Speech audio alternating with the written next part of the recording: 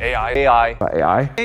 AI is the biggest trend of this decade. It's being compared to what Bitcoin was like in 2014 and what social media was like in the 2000s. And by 2030, AI is projected to add over $15 trillion to the global economy. It's going to replace so many people, but there are so many opportunities available with AI that won't be around for too much longer. So every teenager with a webcam and an internet connection has been making AI tutorials and AI videos, but none of them are like this course. I want to build the most comprehensive course to show you exactly how to go from a complete beginner to somebody who's using it themselves to make over $10,000 a month. Why? Well, when I was starting out, nobody told me how. I had to guess and make mistakes along the way, mistakes that really slowed me down. So I want you to benefit from everything that I've learned. Because unlike some of the kids making videos, I've been in the space for over 7 years. I built and exited my own tech startup, top 100 UK entrepreneur, and now I use those skills to make over 7 figures a year with my own AI automation business. So for the next few hours, grab a pen and paper, grab that coffee, lock in and pay attention, because if you follow what I cover in this course step by step, you can get results like Glenn, who sold up 5 high-ticket clients in just a matter of 6 weeks, or like Andrew, who secured over £30,000 in annually recurring revenue in under 3 months, or like Catherine, who secured $29,000 a monthly recurring revenue using the systems that I'm going to cover in this video. So with that in mind, grab that coffee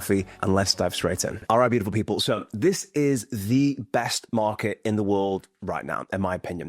And I'm going to show some data to explain why that is. So at the moment, AI automations and AI has a 32.9% compounding annual growth rate, which means if you were to stack up its progress year over year, that's how much percentage the market is growing. That's really significant because if you and I have a business together, okay, and we own 10% of this market, and it is increasing by 32.9%, that means that we can do absolutely nothing. Just maintain our market share, and our business will increase and triple every 2.5 years. In other words, we want to be in a fast-growing market, and this one is exceptional. Also, a really interesting stat is that 53% of global VC capital is flowing and sloshing to AI-focused companies and ventures. So it is absolutely the darling child of the investment world in the moment. What is really interesting is that by 2030, it's basically estimated that $15 trillion will be added to the global economy for AI. And the other really exciting thing for me is that technology is accelerating. All I do all day, every day is AI automations. I live in this space constantly, and I can tell you the technology is getting better and better, and so are the use cases. But here's a crazy thing, right? Is that beginners, and I mean this genuinely, like, are making $10,000 plus per month. And I know this because I've helped thousands of them do it. Here's just a flash up of some people that have crushed it. But what's really interesting to me is the fact that people are asleep at the wheel. I know it's because I was with a dentist recently. Basically, my brace is actually right now, but I was with a dentist recently, and she said to me, Jack, have you ever heard of ChatGPT? I was like, I've never heard of it. Tell me about it. And, she's degree educated. I know lots of gals and guys making 6 figures in the corporate world that just are not using AI. A number of businesses that I see in the thousands of people in my community that are going out and speaking to businesses, the education level is really low. And if you're someone watching this video, you're already ahead because you're taking initiative, you're learning, and you're going to crush it, right? But I'm saying most people have no idea what's going on. They don't know how to spell AI at the moment. And the other key thing is it's not saturated, okay? It's very easy to think it's because we exist within a bubble. And if you watch AI content, you're constantly served more AI content. And in our space, if you talk about something that happened a couple of weeks ago, it may as well be old news, right? And in reality, most people don't even understand the basics of this incredible technology. Now, here's one of the biggest lessons that I've learned, and that is that most people do not bother.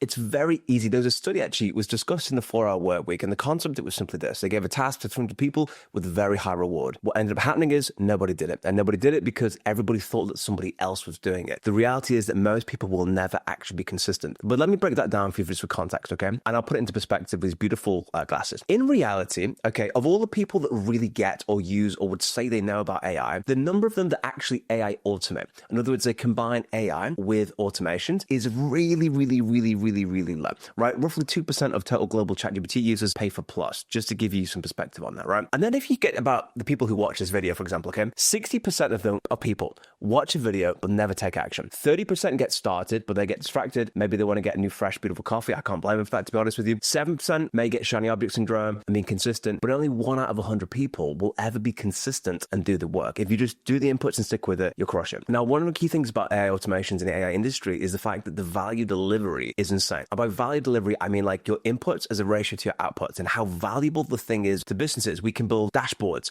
in 20 minutes. It would have cost you 6 figures in development. Believe me, I paid so much money for developers before. I'm telling you, like the stuff you can do, the automations you can do is unbelievable. The other thing is that automations like this create $20,000 a month for businesses. And we're going to go through it in this video. I'm going to show you step by step all the stuff and things you can sell and how you'd actually do these kind of things. It's insane. Now, what's really key to understand is that we are sitting here between two very, very fast growing technologies and industries. One is AI. So that's stuff like you've probably seen Claude and GPT and image generation models, all that sort of stuff. Then we have no-code, which are tools like Make.com, like N8N, that enable us to connect and do many different things, like from Google Sheets to email to calling APIs and lots of other stuff. And where we're sitting is between those two things, and that's where the extreme value delivery and the growth sits. And the other cool thing, you may have seen this before, which is the innovation adoption curve. And I want to give you this context, that respect for intelligence, because I think it's important just to understand the macro before we double click into the micro, okay? Is this, generally speaking, when any new technology lands, could be a mobile phone, could be, literally anything. You see this, you have your innovators, your top 2.5% that will start using the technology. And then early adopters, early majority, and then laggards are the guys that really don't want to use the internet, don't want to use a phone, but they're kind of forced to by society. What's really interesting about AI is that you can be an innovator today and a laggard tomorrow because the technology just changes all the time. So essentially what ends up happening is everybody gets pushed over to the right, which means it's an incredible time to start learning and understanding AI. And I see my job here is to give you that 20% of the stuff that you actually kind of really need to know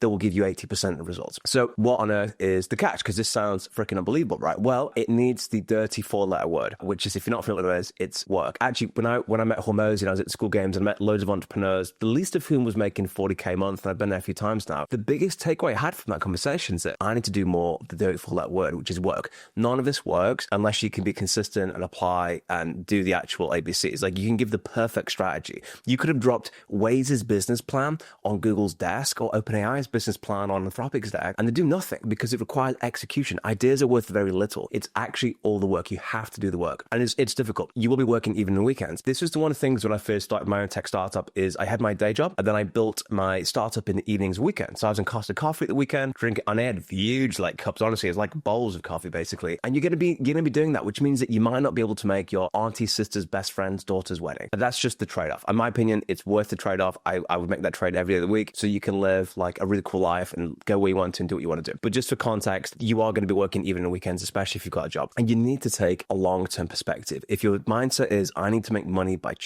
next Tuesday, and I've seen these people, they won't make it. Reid Hoffman recently said that, Reid, he's a founder of LinkedIn billionaire. If you had to restart again today, what would you do? And he said, well, I never make anything less than a 10-year play. And that's really important perspective. When you say, look, whether I win or not, whether it works or not within a couple of days, I'm committed to making this work over the long term. It's actually not that it's going to take you 10 years, but it's that perspective that helps you not get deterred when you hit roadblocks. And again, my job is to make those roadblocks as visible as possible for you and show the routes that I've done, helped other people do it, so you can totally crush it. But you do need a long-term perspective. Again, I'm just trying to help you win and get you on the right track. And you are going to make mistakes. There's going to be times where you're like, dude, how the hell does this work? You're going to fail. You're going to make mistakes. That's good. That's data. That's what we like. And it's normal. As this guy says, he's got a big, beautiful, colorful jacket like I wear, and it's normal that these things happen. But if you stick with it, the rewards will be unbelievable. All right, first concept is the market. Market is like the difficulty setting that you play business on. I must admit, my first startup, I didn't think too much about market. I thought what would be a cool problem to solve, and I learned this as I went. But think of it like, if you're selling print newspaper,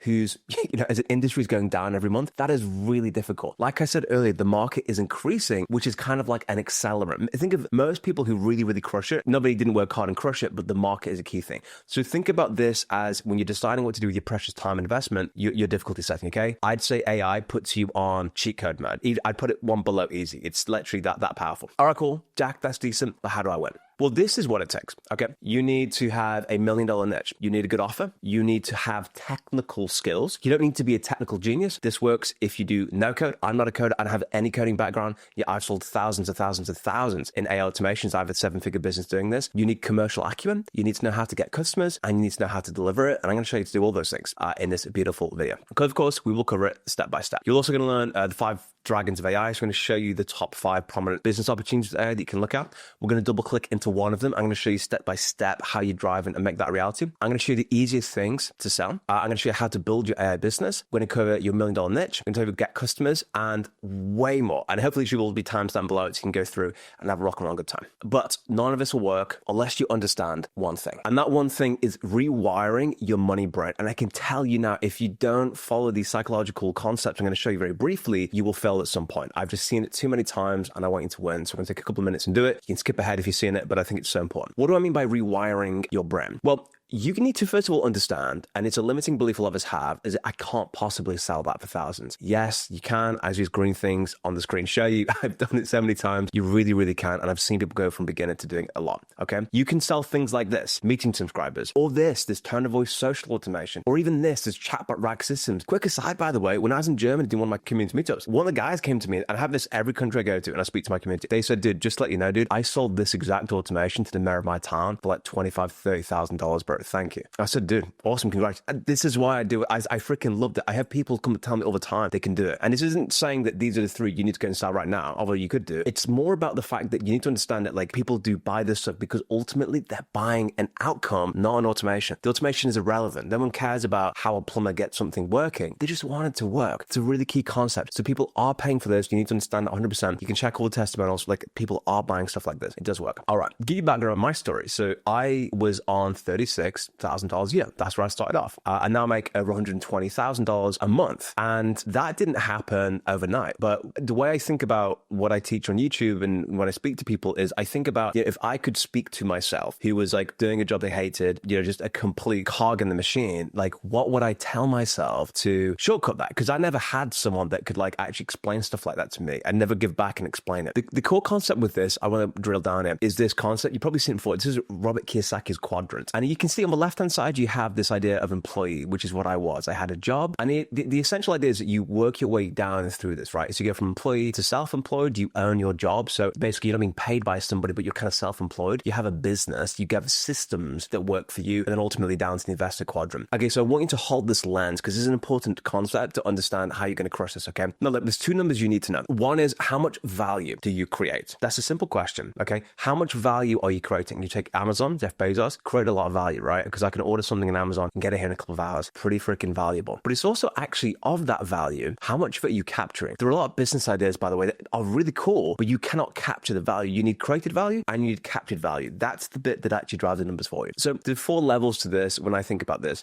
You have time for money. I've done this. I worked at McDonald's. I got paid £4.97 an hour, which means someone said, let's pay Jack £5, and somebody said, no, £4.97, let's save the £3. I think it would have taken me 91 years working 40 hours a week to make £1 million doing that job, assuming no tax, by the way, which is crazy. So time for money is low. Everyone starts there. It's cool. That's how you begin as an operator in your day-to-day job. It's just cool. Level 2 is your time for money high. So you become more skilled, more useful, more valuable. You add more value to the organization over time. So your pay goes up. This is safe. People kind of end up getting trapped there over time. There's nothing wrong with that. It's very rewarding, very beautiful. But you have, I would say, not security, but like you have a lot of consistency. And then you have where you charge for value, your solopreneur aspect, right? Where you're kind of talking to individuals and maybe you're doing an automation that drives a business 50K value and you capture a fraction of that, 20K, something like that. And then you've got other people's time where you start to build out your agency, which is outside of this course, because I'm more focused on getting you first, 3 to 5 to 8 clients, where actually you start leveraging systems and people, and then you really start absolutely crushing it and nailing it. And by the way, what you can make now as a solopreneur is 6 figures a month. A lot of people are doing it. Like you can really crush it. The potential of this is significant. But I want you to think about it through the frame of value exchange, okay? You could be creating $500,000 worth of value for an employer, right? Well, the employer captures all of that and they just pay you some money because they organize a system. But when you step out in your own quadrant, which is this one here, you own it all. You take more risk, but you also own it all. Okay, beautiful.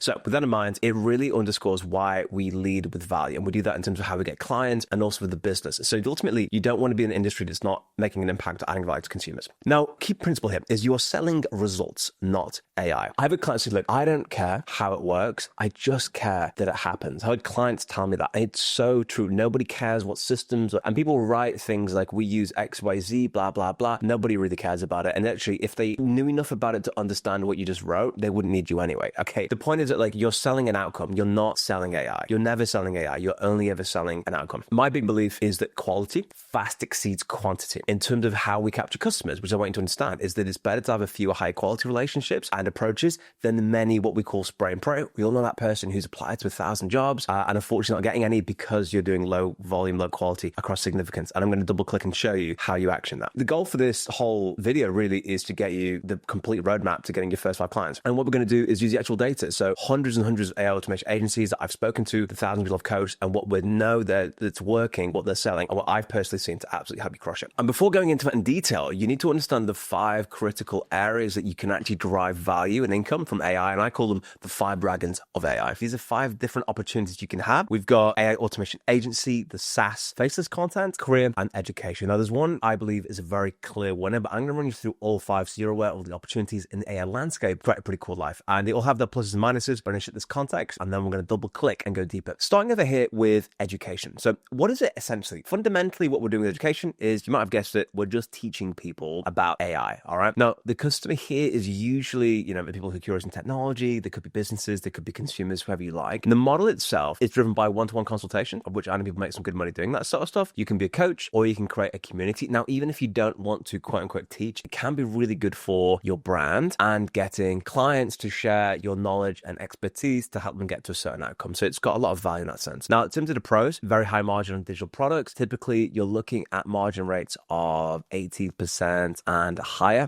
based on how much money you want to reinvest into it. The other cool thing and fundamental here, guys, is the scalability of it, okay? So in this sense that we create a piece of content here, which is great, and it could be consumed by one person or millions. It makes no difference. It's the same amount of effort, whether it reaches one or someone else. So we have a really key aspect of leverage. And we use this in all these models, but just to illustrate what that looks like, Daniel Priestley has this concept of what he calls 2 different ways of doing things. One is cloud, and the other one is dirt. And these are the 2 kind of economies that exist. Cloud is, that's one to many. Your dirt essentially is the world that we were brought up to teach in. That's the stuff where we're all sat at our chair. If I can draw a chair that looks really bad in 2D here, for example, you're basically changing hours for money. Slow leverage, no inbuilt scale, all that sort of stuff. So with the future economy, digital economy, the AI economy, the stuff we're looking at is going to be driven here by the beautiful cloud type stuff, which is exactly what we want. Now, on the downside, it's quite saturated. There's a lot of AI teachers, and to some extent, a lot of the stuff can become, especially how you connect, say, for example, I don't know, Gmail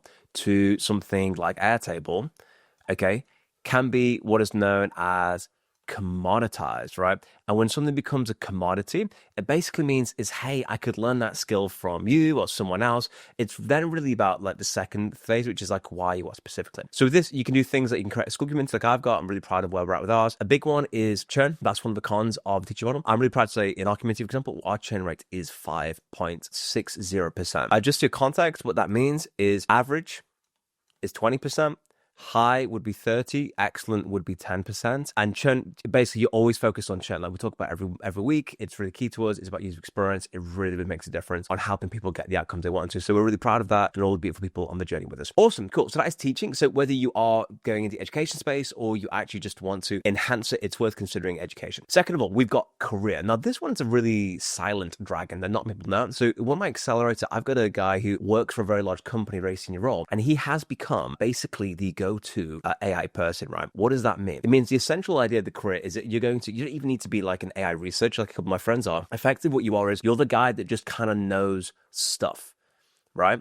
And the way that this drives value to you, and bear in mind, this is something that you can do at the same time because you're also learning it for if you're somebody who's doing a day job and you want to move into this, you can still apply it to your career, okay? But basically, you're going to leverage your AI knowledge into your job. Now, what does that mean? It means that basically you get salary increases over time because you're doing this sort of stuff because you can drive more value. Now, you're not going to capture the full extent of that value because you're in a career here, but you can really crush it. Like if you don't want to do any business, you don't want the ultimate leverage and income potential, but you also just want to stick in a job, becoming the AI person, applying AI to a niche is like the most obvious thing ever. And I want to show you all the options. I'm not going to say this is the best way you need to do something. I want to show you all the options so that you make a decision. Do all their pluses and minuses. In my view, there is a clear winner, which is what we're going to go into in this video. Okay, pros. You're already working in a company. It's quote unquote low risk, although I'd say there is no such thing as low risk in a company anymore. You can pilot projects, no stress of the entrepreneurial journey. But the cons is that your income cap is going to be low. But if you are going to work in a job, I would say basically just make sure that you're applying AI to it and doing it so you can actually drive more revenue while you're there. All right, cool. Let's go into the third dragon now. The third dragon is faceless content. Now, I want to preface this by saying that there seems to be a lot of romance around creating faceless content, and I'm not a big fan of it. And I'll explain why. Although there are some benefits, there's a couple of things you need to be aware of. So essentially, what we're doing with faceless content is basically using AI to create some kind of media, okay? That could be articles, which is fine, but most often it's video format. You know, it's shorts, it's long-form content. Now we've got the beautiful things like VO, which is doing really well. Your customer is basically people consuming AI content, and some people have crushed it with this. The business model is really simple. So we're talking ad revenue. You get paid dollars for watching it, sponsorships, affiliate marketing, product sales. A guy talked through my community. He is making an excess of $10,000 a month with YouTube automation. That's the shtick. But there are some big cons with that. But let me just double click on the pros, okay? Low barrier to entry. So here's a key framework we're going to think about, okay? Number one is you copy what works, not copy like steal. You copy what's already validated, okay? You make it better, and then you do new stuff. For example, there's a company called Zynga Poker. They basically copied to the T every single popular poker website. Every single freaking one, down to the color, guys, of the felt. Felt being fancy word for what the thing is they play poker on. And then they said, cool, the only thing we're not going to do now, guys, is we're not going to you don't have to download it. You can play it on a browser. And then they crushed it. You do not need to reinvent the wheel. You just do what already works. And it's the same. It's easy to make a quick buck. It's easy for someone to copy it, right? So it's a low barrier to entry, but just bear that in mind that like you're not really protected. And that brings me to one of the two biggest cons on this. Number one is this, which is the fact that like it's so competitive. Okay, that basically when you create a piece of content and something starts like really kicking off, you've got like a matter of weeks until you have XYZ copycats doing the exact same thing because they can just whip it up in social media content. Now, that said, the other big downside with this one here is you don't get to build your brand. And this, guys, is so valuable to you over time. Again, I want you to win now, but I also want you to win in the future. Brand is super valuable. You take out the AI Save, for example, he has got, check this out, almost 500,000 followers on Instagram, which is really freaking cool, right? And he just does AI news stuff. And you'll know if you come down here, the whole shtick with this stuff is you can see here, deep code, you type in deep code, and all they do is you type that in, and then basically they'll DM you, and then they get your email, which is a strategy we'll cover later, how this works. And then they can contact you on email and then do various different things. But all this here is AI generated. The interesting thing with this is that the quality of AI generated stuff is going to go up over time. So it's interesting now. The only downside though is that you're basically hacking. Okay, you're always looking for inefficiencies, like little things you can carve a niche out. So it does appeal. I would say you can do it, but if I had to TLDR it for you guys, I would say ultimately, what is it? It's just that it's low leverage. Okay, you can make money with it, yes, but I think it's the lowest leverage way for you to do that. And I want you to do something that's high leverage so we can get you beautiful compounding effects. Cool, let's go into the fourth dragon. Fourth dragon over here is AI SaaS. So what is it basically? It is applying AI and automation to a cool being the operative word here, problem, and then selling monthly and annual subscriptions. When I did my first startup, I didn't really think too much about what would be the premium model. I found this out as I went along, and I can save you the time and heartache that I went through. So the customer is business and consumers. The model typically is monthly recurring revenue and ARR. Remember, if you can actually have any customers on an MRR or ARR, remember the less frequent you bill, lower the churn, right? Which means that annual memberships, okay, churn less than quarterly memberships, which churn less than monthly membership. As a business, you'll find almost everybody does annual contracts, right? It adds in stability and increases your enterprise value.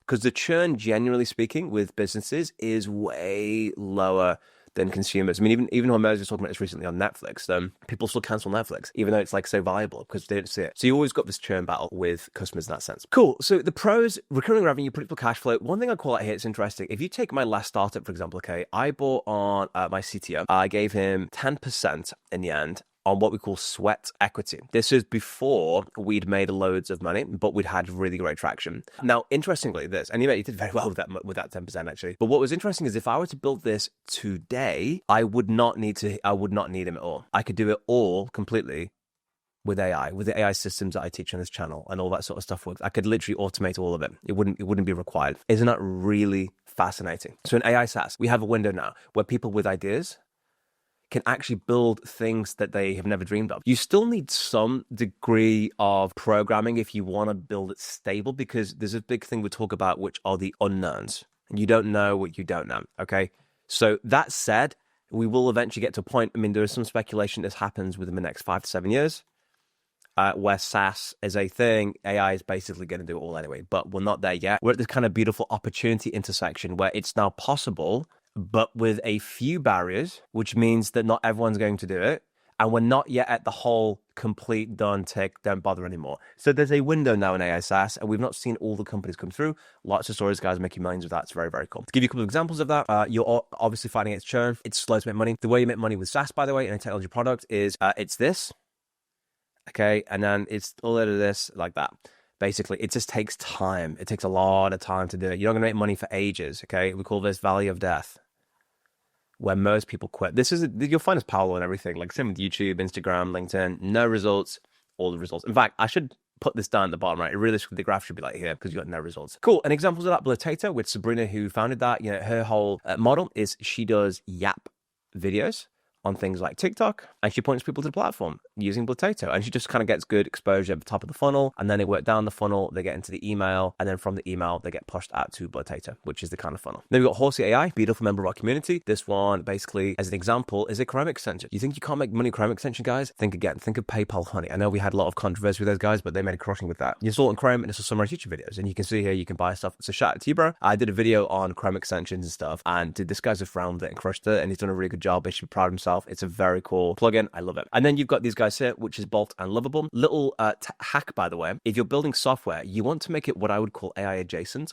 if this is your passion, which basically means as AI gets better, your product gets better. So you kind of want to be aligned with it, okay? So think about N8Ns as, for instance, the better AI agents are, the better your product is, which is good, and we like that, okay? So the AI SaaS is good, but it's more of a mid to long-term play. And then we've got the final dragon and the largest dragon, and the dragon that we're going to be focusing in on this whole video, which is the beautiful AI automation agency. I even put a smile on his face. Look, so what is it? We are basically solving problems using AI and automation. And remember, guys, all we're ever trying to do is get as close as possible to a number. That's it. That's what we want to do. We get as close as possible to a number. We're solving business problems. AI is just one of the main tools we use to actually make that happen. All right, cool. So customers, the small to medium-sized businesses, enterprise, again, you're getting way more value the larger they are. Close them slightly different. I'll cover that in this module for you. You can get paper projects. So this is where most people start. I'm going to recommend that you do not do this, okay? I've got the strategy of how you get your first clients. I don't recommend you do this. Ultimately, you want to be here and you want to be here. Where they say, hey, dude, we're going to pay you $1,000 a month,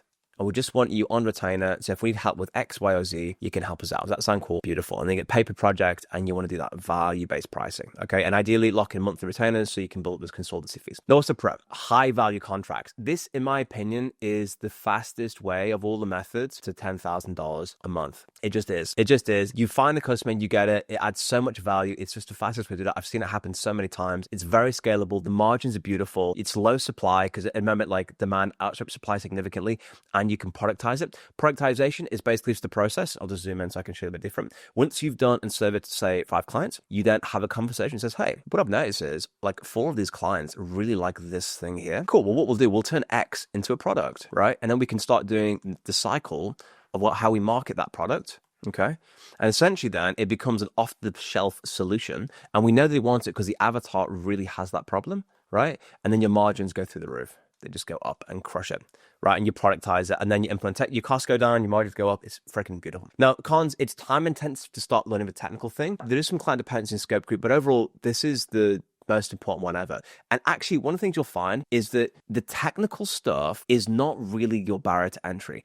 To be honest, the biggest area focused should be really on commercial acumen, and which is why a lot of what this whole course focuses on is getting you the skills that will pay the bills. Are the course on technical? Yes, it is. Like, I've done loads in community, loads on my channel. You need to learn that. But actually, most of your focus wants to be on the beautiful, phenomenal commercial acumen, okay? Actually, I've seen on my community, the ones that get there quicker are the ones that had previous business experience. If you haven't had previous business experience, it's completely okay. It's cool. Everyone starts from zero. It's completely fine. This is what I'm here for, right? But ultimately, the more commercial acumen you get, the faster you will grow with this stuff, which is really cool. You'll be technical. And just an example of all this other beautiful stuff. So you can see it's about leads, it's about automations like this. And here's an example of Teddy AI, an AI automation agency website, the one that I built. So we build cutting edge growth systems. Again, we're going to build these websites together as we go through and explain and stuff like that. You know, the products you offer, technologies, a little bit about me, what I've done, my background, some cool reviews, and then the products. So for me, for example, you want to spend a day with me at your business, it's $50K.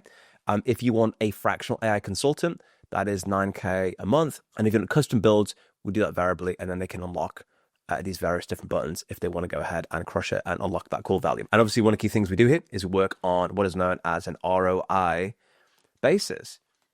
I don't work with people unless they give me X and I can give them this. If I don't really genuinely believe that I can't like really crush their investment, I just don't do the deal, because ultimately you want to be in something that has like an insane leverage, right? You're there to make a profit for the business. That's why it's super, super important. Beautiful. So guys, these are the 5 dragons. And in this entire video, we're going to be focusing on one of those dragons, which is going to be this guy right here. And also, if you want support in how to define and figure out which one it is, I'm also going to put a link down below to this so you can go through basically what they're good for, why it wins, why it doesn't. But I really believe that we're going to double click and focus on AI agency, because that is going to be the king and how we're going to crush it quickly for you. With the agency, now we're looking forward. We've got 5 steps to get to the point where we're generating profit with it. So why AI agency? I want to double click and explain this, and then we're going to go through the how. So first of all, immediate higher revenue. Second of all, clients are going to pay $10,000 plus for solutions that can save them hundreds of thousands. It's beginner friendly, which means that even if you don't know how to spell the word AI, you can get started and learn this stuff. There's no coding experience required. And it's also got a growing market where the demand exceeds the supply, which is really good. That's cool, Jack. How the hell do we actually do it? So this here is the 5-step process. And as you'll notice, I've added a 6th one in there, which is to accelerate this, which is resonance. And this is the framework we're going to follow for this video in terms of getting really practical to get you there. So let's start with the first one, which is your $1 million niche. Because you've heard the expression, there are riches in niches. We have an allergy at the moment for picking niches and going down. We're going to help you understand what is the best niche to pick, what niches pay the best, how can you leverage your own personal skills as superpowers, what niches are paying the most amount of money, how do you find a niche, what makes a good niche, and how you can pick your $1 million niche, meaning you can get to your results faster. Then we're going to find resonance. This is a step that most people miss. It's actually validating the person you're trying to sell to actually wants the thing that you're selling. How do we know that? How can I really get under the skin, get the data, understand what the big pain point and problem is that gets them to say yes in 5 seconds rather than the maybe for 10 hours? What is the thing? How do we get resonance? What does that look like? We're going to go through how you build a killer offer. What does that look like? How do we build out a website? How do we structure these offers? What makes sense? We're going to go through lead magnets. Like what is the thing that we can give to people to get them through the door? What makes a great lead magnet? What are the lead magnets that are crushing it and working right now? How do you get your first 5 customers? How are we going to get them out? What does the process look like? What does the average strategy look like? And then finally, cash collector,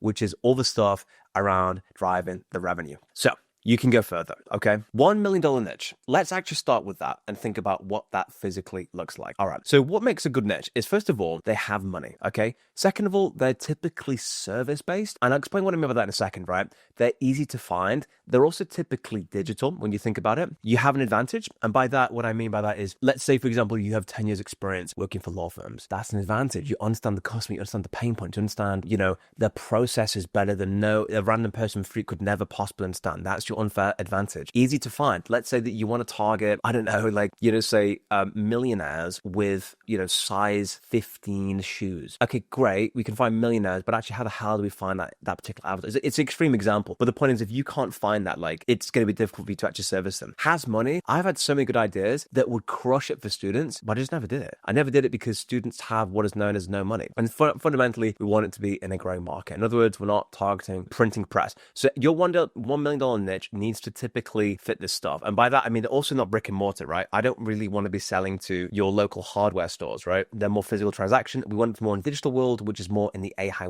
wheelhouse, and you'll get far more accelerants on it. Then we want to talk about resonance, okay? So I've just touched on some of the core parts of resonance. I just want to really hanker down to why this is really important as a framework for how we get you from where we are. Again, I want you to come back and use this system here, guys, to track where you're at in the whole system, okay? You're going to go from $1 million niche all the way up to cash collector. That's what we want. So when I talk about resonance, what am I talking about? Realistically, the goal here is to get you 3 clients. That's basically the target. We're trying to get you your first 3 to 5 clients, okay? Now, fundamentally, it's about data. It's about actually finding out what is the problem statements that our audience has. And actually, we may think they want coffee cups. In reality, they don't. They want something different. It's about getting data. Fundamentally, I have this concept, which is that an ounce in pre is worth a pound in post. I can explain that in a lot of detail to you and why this is key and how you can leverage that, get way more clients. And fundamentally, the goal of resonance is we find 3 clients. We work with those clients for free in exchange for a testimonial and the most valuable thing of all, the data. So beautiful. With that framework in mind, guys, we're going to be at the very start of this framework, which is going to be choosing your $1 million niche. I hope you get the coffee and you're ready to go. Beautiful. So picking your $1 million niche. As you can see, base of the pyramid, fundamental, will save you a lot of time, money in the future. Now, niches are very, very important, as I'll go and explain in a short second, okay? There are riches and niches. So, for example, what's happening here? This is a divorce. You may not know this, but there is a gal in the States, and she's a relationship expert, and her job is to stop people from breaking up, and she only works with people that are worth like a centimillionaires. In other words, they have a net worth of 100 million plus, right? All the way up to like billionaires, and she is the go-to person. She works with high net worth individuals and couples who are on the brink of divorce. Why is that so valuable? Because, guys, it's going to cost them millions and millions and millions in separation fees. Plus, if divorce goes ahead, there's going to be division of assets, quite ugly. And she charges, I think it was like half a million, an insane amount of money, and she crushes it. And that is an example of just how you can crush it with niches. An extreme example, but there really are riches and niches. And remember, the nicher you go, the faster you will actually grow. What it really is a $1 million niche. Well, again, they have money, they're service-based, they're easy to find, you have an advantage, and it's growing. Now, let's just double click into a second about what people are actually selling here. So this was from a study of hundreds of AI automators and entrepreneurs. I want to show you what this is, what this actually says. Okay, so 30% of all, again, I basically say, like, what industries are you selling into? Tell me, like, information. That's just really key. Most of them are general. What that tells you is that a lot of the automations can actually drive value across a lot, but nobody's really niching down yet. But what you'll notice, which is really interesting here, is that 30% are in marketing and advertising. Or what does that mean? And that basically means that the actual fundamentals of marketing and advertising is very ROI driven. Because think about this, ultimately, as an AI agency, you want to be as close as possible to a number. Either I have more customers, or X has gone down, Y has gone down. These are the two levers across which you can drive value, right? One is you push the numbers up. In other words, you're increasing something that already exists, or you're automating away processes. Okay, you're adding value in some way, or you're automating repetitive tasks. That is typically what you see across larger businesses like real estate, finance, insurance, that sort of stuff. This is a big opportunity. These are quite compliance driven, quite specialist fields that need prior expertise ideally, but that's absolutely fine. But I just think that the actual model itself tends to lean more like that. So we can see that people are not really niching down as much as they probably should do at the moment. Now, the key thing here with your niche is leveraging your superpower. And I'm going to show you what that looks like. So when I talk about niches, I talk about this concept here of, I got my pen to underscore this actually, finding your superpower. So there's this exercise I want you to do, first of all, okay, because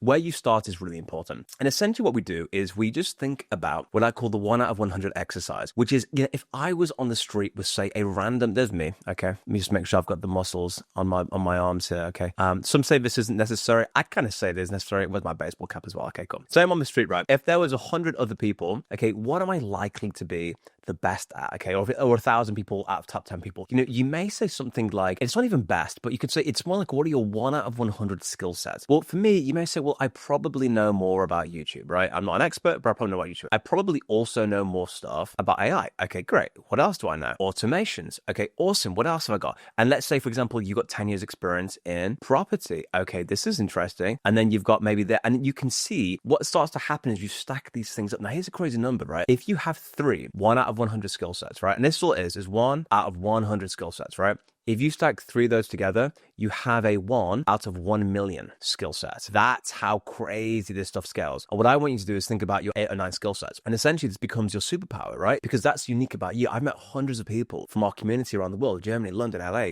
all these places, right? I've never met 2 people that are doing exactly the same thing. This is what I call, okay, your starting hand. You know, in poker, this would be the hand that you've got. Does it mean that you need to only play this? No. I mean, there could be things that you're just interested in, right? Like I have a very big interest in coffee, okay, but just as a random example, okay, am I an expert? No, but that matters, right? That's something you can look at. But fundamentally, start with this exercise of finding your superpower. What is the stuff that like I could do? Then when you have this, what you can then start to do is couple these together and say, well, that's cool. Well, look, I've got a lot of experience in real estate. I kind of understand the needs of that journey. So maybe that kind of makes sense as an option for a niche. And then maybe the YouTube is the way that I could kind of get customers, right? And I'm really experienced with this. So I wonder if I could actually just bring that over here and bring this into it. And then, you know, I'm really good at design. So maybe one of the things I could do is like make that like a USP. And you start to see like, wow, okay, now all of a sudden you're these 3 things, because skills are not additive, skills compound over time, which is why income over time very rarely ever goes like this. I mean, this is one of the biggest, everyone thinks progress does this. Progress is more like this, okay? But ultimately we want it to compound over time. Okay.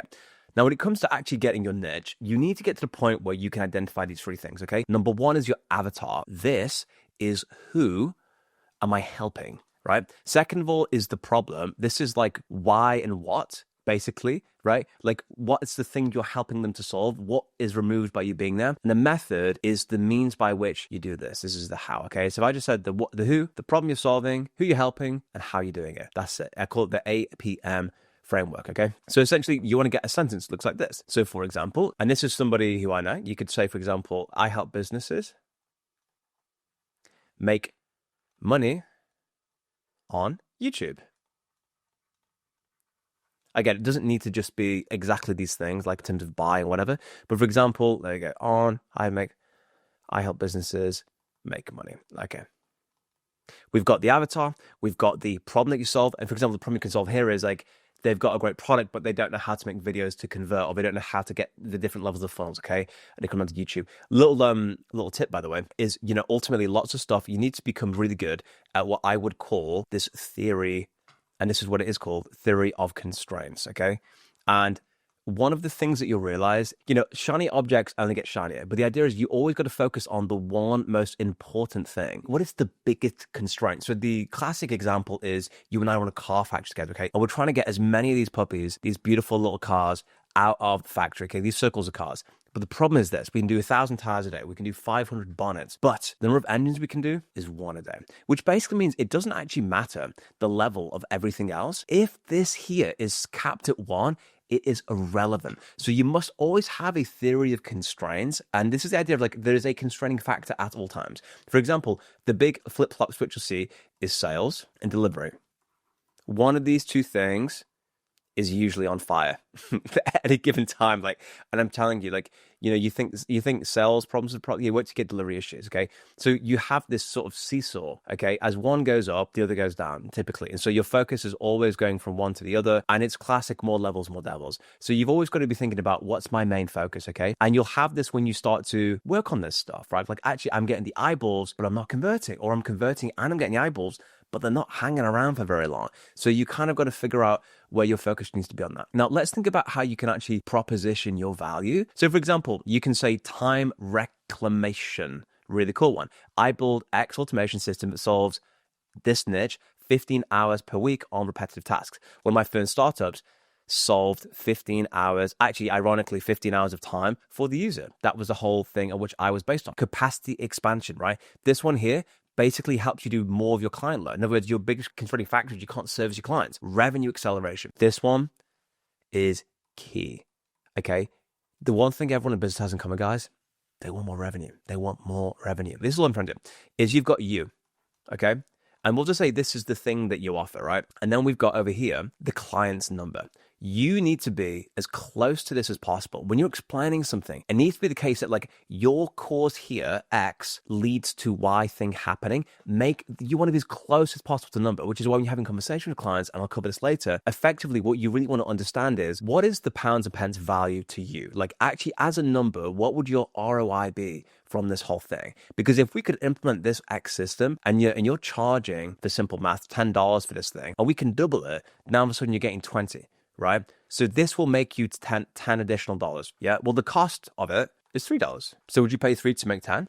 Yeah, I would do that. I'd do that an infinite amount of times. Of course you would. But now it's an easy sale. And it's an easy sale because we know what the number is. Basically, it's like doing this thing equals this benefit. That's it. That's all it is. And by going through okay, help me understand, how much is a sale worth to you? Okay, well, sale is worth $100. Okay, awesome. So actually, if we could increase that by 5%, and we think we can do 5% because what we've done is looked at your funnel, and what we know is that you're losing leads here, you're losing leads here, and you're losing leads here. And you can sometimes say that I don't know exactly what percent we can do. And Barry, people value honesty. Make mistakes, own up to it. You don't know, it's absolutely fine. But I think if we focus on these 3 areas, for every 1% increase we get, that would deliver X value, right? Cool.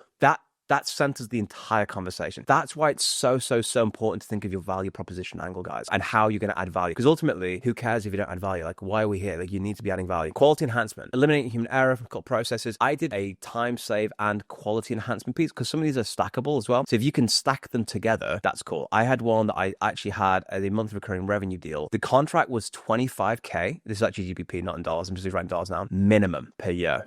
That was basically, I'll bill you monthly for it, and we did. And that was off off and like, what was that? Like 2 to 3K a month, I think that particular deal was. The 2 to 3K per month are based on like how you used it. But as a minimum, it's got to be 25K. And you can say that because, you know, we've got to build out the systems. We've got to get teams looking after it. So that's a contractual minimum, but we think obviously you're going to hit that every time. But when I sold that, do you know what I did? I painted the current worldview, right? Which is, this is what's happening today. This is what's happening right now, okay? This is the future. This is with Jack. This is what it looks like with Jack, right? And by the way, you have more money in this scenario. And here, you're losing. You got XYZ problem. And I just made it look really good. The presentation was really cool. And it was easy to sign off. Really, really cool, right? So think about these as 5 options. Your sleep at night effect is cool. It's just, people pay for this stuff, guys. Remember, you want to solve rich people's problems because they pay way, way better. So look, we've got the avatar.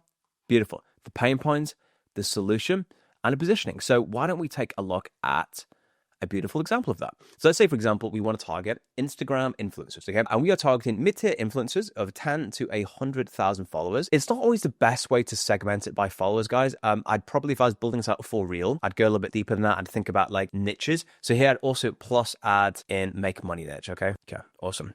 Now, what's the problem though? They are struggling to convert their followers into consistent revenue. Okay, interesting. Pain points: low follow to customer revenue conversion rates, inconsistent income, no clear path from content views to actual sales, difficulty building sustainable revenue streams beyond brand deals. Here's a solution: an automated conversion funnel system that turns followers into paying customers. Okay, sounds pretty cool. How do you position it? I build AI-powered conversion systems that grow your account and nurture your followers into a predictable 10K per month revenue stream without creating more content. That sounds freaking amazing.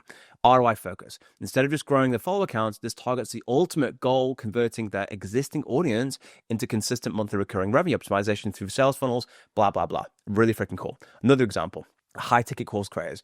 And this is good. I've sold these. By the way, these avatars I've sold to, I know, like I've sold tens of thousands to these guys. High ticket course creators. Avatar. Experts selling premium courses. This could be anyone who's selling a course, let's say $2,000 plus, okay? What's the pain point?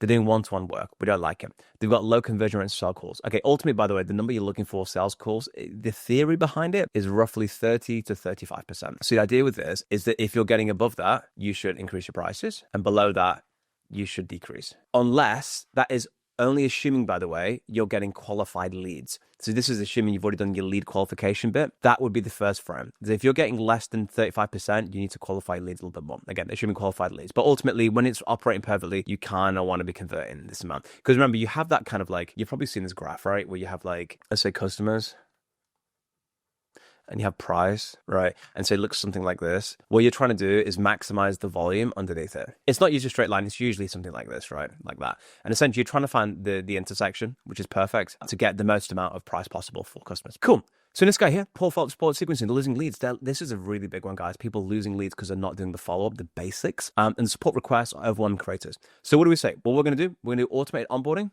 for you, okay? And we're going to do outreach systems, which means that you're going to get these key touch points all the way through. Right? They're going to get a SMS and a WhatsApp message off the bat.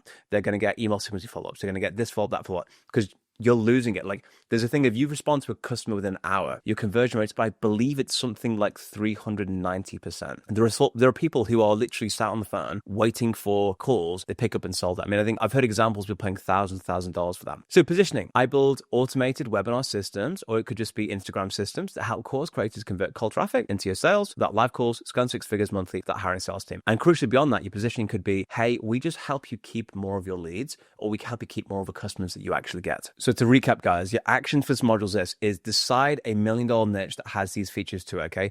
I want you to go away. I want you to find your superpower and do this exercise. I want you to go ahead and build the framework, the avatar problem method framework. I help X solve Y via Z. Think about your value proposition angle. Then after that, I want you to come down and get something where you can explain who you're helping, what the pain points are, what the solution is, and how you physically help them do it. And once you've completed that, we're then going to go into a really, really, really important thing. Once you've got that niche nailed down, how you actually find resonance with the businesses. And then that will actually mean you can genuinely make money over a very long period of time with them. Okay, guys, the level 2 is resonance. Let's define what customer resonance actually is.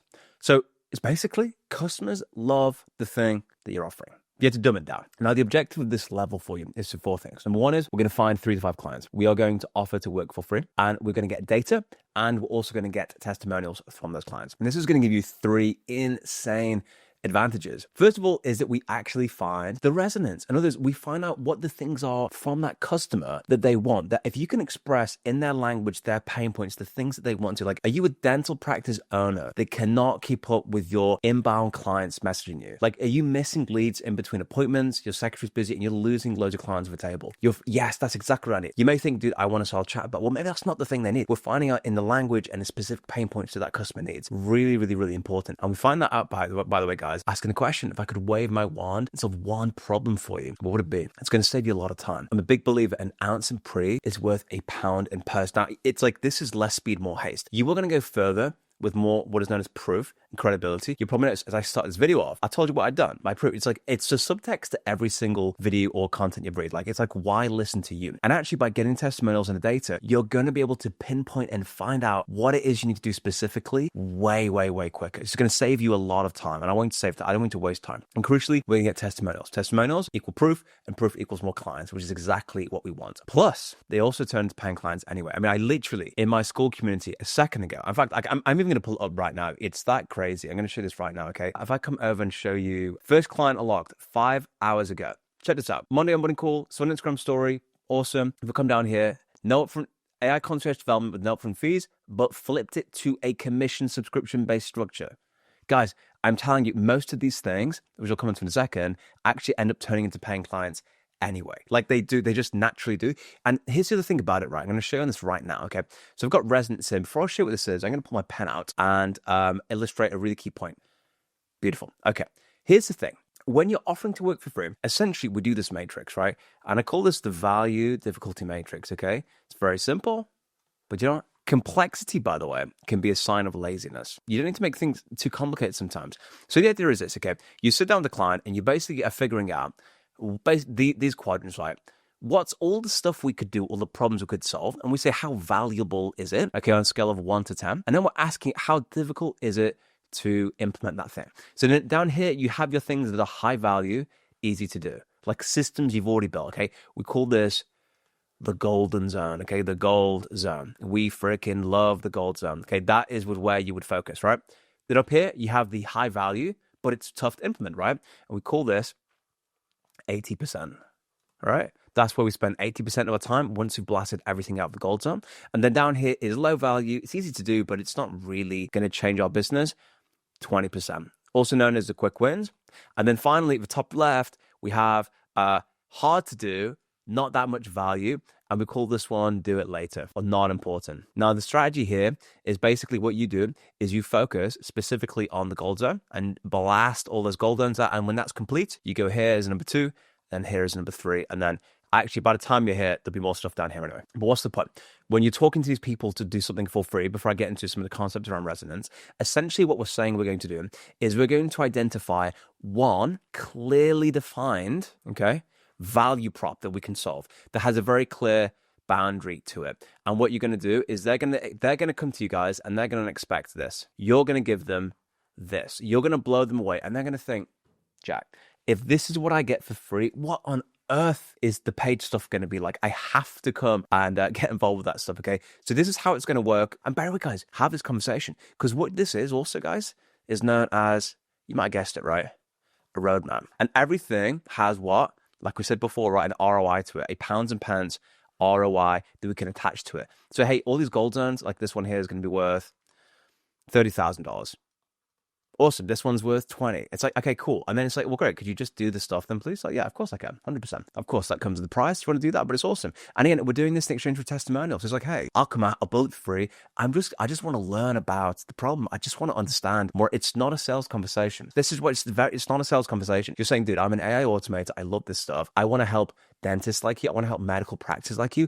I just want to understand more about your problem and what solutions would work for you. And I'm happy to build something for free, by the way. That's kind of how this works. So what if we've got this beautiful guy fishing in his beautiful pond? This is what resonance lets us do by working for free. Is essentially, let's say that you and I are fishing, and we're trying to say the water's obfuscated, we don't know that all the beautiful fishes are here. What it enables us to do is find out all the different locations, okay? And see these X's, guys? In fact, if I just go red to make it a little bit clearer to see, say those X's are products you're thinking about, or like ways you want to position it and lead it, or problems you think the business has. You get to have the conversations and find out. And then when you come here and you're like, oh my gosh, yes, we're really struggling with keeping up with client communications. That's our biggest problem. We're like, got it. Which means all of what? All of your marketing, all of your language, all of your offers, everything aligns with this. What that means is that you get more signups, you get higher conversions, you get more sales because they're like, he gets it. He understands my problems. You can only get that by asking them questions and having the conversation. Okay. So here's what we want to do. We want to understand their problems. We want to understand their pain points, the language they use, and what their desires are. In other words, what are the things that they kind of just want to get? All right. Now, here's the key thing. Personal network. I showed you before the data.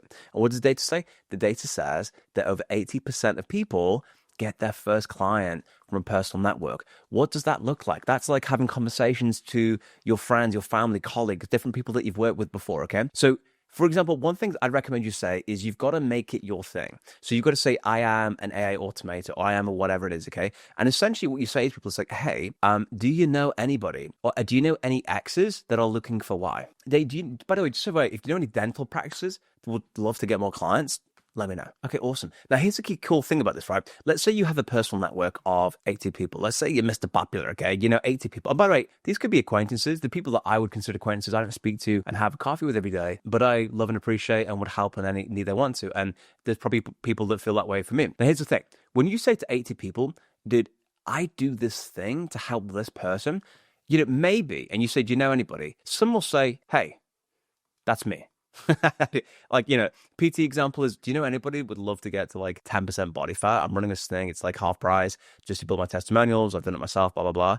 Someone's like, dude, I want that thing. Okay. So you're saying, do you know anybody else who wants insert benefit? Okay. But here's the thing. Each of these 80 people themselves have what? Their own networks of 80 people. This is what's known as the network effect, okay? And here's the thing. You and I are going for dinner this weekend, right? And so we've got two restaurants, right? Restaurant one is they do, you know, a lot of dishes, okay? They're going to give us some Japanese food. They'll do burgers. They're going to do American cuisine. They've got Chinese. They've got also chicken. Or, by the way, we could get just like Indian that like only does one southern region of Indian food. Where are you going to want to go? You're probably going to want to go with this guy, right? Because it's what's known as specialized. Right. I hired an agency at my last business. I think I paid them like, it was something like $24,000 or something. And this was on SEO, right? So I got my website to like 50K a month. And I said, look, I've got 80%. I want you to take it away. But one of the reasons I chose them, a couple of reasons. One is they said to me, look, we don't do PPC. We don't do Facebook. We don't do any of this stuff. The only thing we do is SEO. I said, the only thing we do is SEO. But why is this really cool? Because think about this, guys. When you say, it's not even your network, right? But let's say you and I run a law firm together and we get 10 emails from people saying, Jack and me, you know, you and I want to work with you. It's generic. And then we have one guy that says, dude, I only help law firms do X. And by the way, I've done it for 10 years. And by the way, here are 3 testimonials. That guy, right, goes to the complete top of the list. And there's like no question about that, right? Because it's specialist. So these 80 people, when they speak to their own friends, be like, oh, you're a dentist. I know a guy that does that. It helps them remember. So you are turning away work, you're being specialist, and that's how you drive there, okay? So use your personal network. Most people get it from their friends, family, even family, but businesses they know, and it's completely cool to do that. So let's give a good example of, okay, Jack, so we've got this. Let's say now that we want to know, oh, how do I reach out to these connections? Now, you can do it from the heart of a student, okay? And all you want to do is data. You guys can get data. So I'm going to show you a real life example of an email I got that turned into a beautiful relationship and someone who I pay. So look at this. I'm going to break down actually now what makes a good outbound outreach. And when I take outbound, guys, I'm not talking about one platform, okay? Because as you'll see, I prefer quality, fewer quality over loads of quantity, okay? And I'm going to break down what's happening with this email and why it's good and how you can leverage those principles yourself to crush it, okay? So let's see what we're doing with here. First of all is what? Subject line, AI appointment setter. Look at this, lowercase. What do you notice, right? Why is that interesting? Because most emails are like, would you believe, you know, potential partnership opportunity, question mark? They just get ignored. Like everybody, like guys, most people can spot AI generated emails. Like you're super intelligent. You are, you know, people are not stupid. They know what's AI generated. I had a guy apply for a job I posted and I said, dude, just FYI, it was really obvious that was an AI generated email. He said, I've been checking out your channel and I think blah, blah, blah. And I was like, I know you haven't been doing that because it's an AI generated email. They even had the AI apostrophe in it. Okay, look. So what's this? AI appointment data. Interesting. Okay. Lowercase. I like it. Now, check this out. Here's what we need to do in this email. Okay. We got yo. This is language that I would use. I say yo all the time. So if you're talking to like a big law firm, maybe you wouldn't do yo. But ultimately, it's like casualizing and making it specific. It's been written by what? A human being. Now, this is a key first spot here. I'm going to change colors just so you get some good variety and makes sense. Just saw your AI appointment side of it, okay? What does this mean? It means they've taken an action. They've done something. They've taken effort. We call it effort and sacrifice. Again, this is a compliment. Love it. Awesome. Think it would be cool if I can collab. Again, now this is what I call a sensible ask. The sensible ask. You should have a sensible ask, right? And a sensible ask is basically something that is low effort from the user and is clear and kind of makes sense, all right? Then we're going to really keep it here. And for this, I need to pull out green because we need to import for this one. Look at this. This is what we call credibility. Overseen 400K of AI token spend. Taught over 3,000 people. But again, credibility, right? And we've got more credibility down here actually as well. Drop proof below so you know I'm not full of BS. Bam. Absolute credibility. Insane. Think it'd be cool to the free advanced program workshop. Again, this comes back down to sensible ask and give you community all my program resources for free. That's just more value. This is adding value for free. Is leading with value. Learn what you think. Really, really, really freaking simple. Very, very easy to set up. So if you had a checklist for creating good copy outright, it would be something like this. Number one is short. Email, no one reads emails. Emails are skimmed. These circumstances under which you should assume your email will be read are that they have 100 emails in 10 minutes and they're walking in the rain. Okay, like genuinely speaking, like they're not. Don't make them think. It should just kind of make sense and be easy to read. And it's written by as it says here, a human.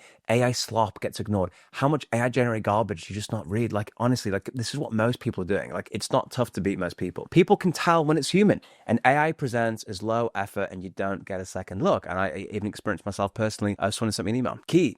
Take some kind of personal action. I personally, now we're going to lever this with the lead magnet, which goes to next. Ultimately, it's that you did something. You know, I was just in your store. I really loved the redesign. I saw you remodeled it and Jenny was great, blah, blah, blah. You watched their video, just saw your podcast with Beginners and Co. Really loved the detail you had there. Really loved your points about XYZ. You downloaded and read that. You did some kind of actual thing that said you've taken a personal action effort. That this is not just another generic email. Now, again, most people start with automate and scale. I want you to find out what works. The biggest pitfall of an automator is to automate something that just should not simply exist. Automate is to accelerate. And listen, people say, Jack, you'll automate anything. And I get that. But with this stuff, guys, you don't automate it off the bat. You want to find the good stuff. My opinion, you can do automated lead magnets. Absolutely. You can crush it with that. I've shown you how to do things like that. But I think you want to catch whale clients, bigger clients, high value. It's great to put effort into it to crush it. Now, look, it's not superficial. It's actual action that you've taken. Then crucially here, guys, we want to give them something valuable. This is what really kills it, okay? It could be a free article. It could be a free thumbnail and title. It could make their life easier. Someone emailed me and said, hey, Jack, I know you're doing a YouTube video. By the way, dude, I just want to say, dude, like I've just designed you 3 thumbnails that I think would absolutely crush it on your channel, okay? Because I think your CTR would increase by, let's say, 8% with these 3 things. And by the way, Jack, here's just like some tips on what I'd recommend you do with the positioning of your channel. Like the guy gets hired, like he's made it really easy to take him on board and crush that, right? Lead with value. Do the work ahead of time and you get it. It's like the classic example is dress for a job that you want to. This is do the work up front before you're paid and you will just get hired. It's just how it works. Then we need to cover credibility. Really important. Why you? Again, we'll talk about credibility. We'll talk about building out your offer. We want to use numbers. We want to drop names. You've got to think about what's like the biggest angle that I've got. Again, this is what we call positioning. How you position yourself. How I position myself now versus how, like if I had zero experience, would be different. So you got to think about what is your unique positioning and how can you angle that out. And ultimately, we want a sensible ask that is basically and essentially a complete no-brainer. It's an easy yes and requires no effort from the person you're speaking to. So zooming out here, guys, you've got a couple of actions, okay? Number one is you've got to go ahead and find resonance. I want you to do a certain number of reach outs every day. I probably want you to reach out to something along the lines of 5 to 10 businesses every day for this week. That's what I want you to do. On top of that, I also want you to reach out to all your personal connections. At this point, you've got your niche, which is fine. You want to reach out to your personal connections. That's really important, okay? We want to have conversations and tell them what you're doing.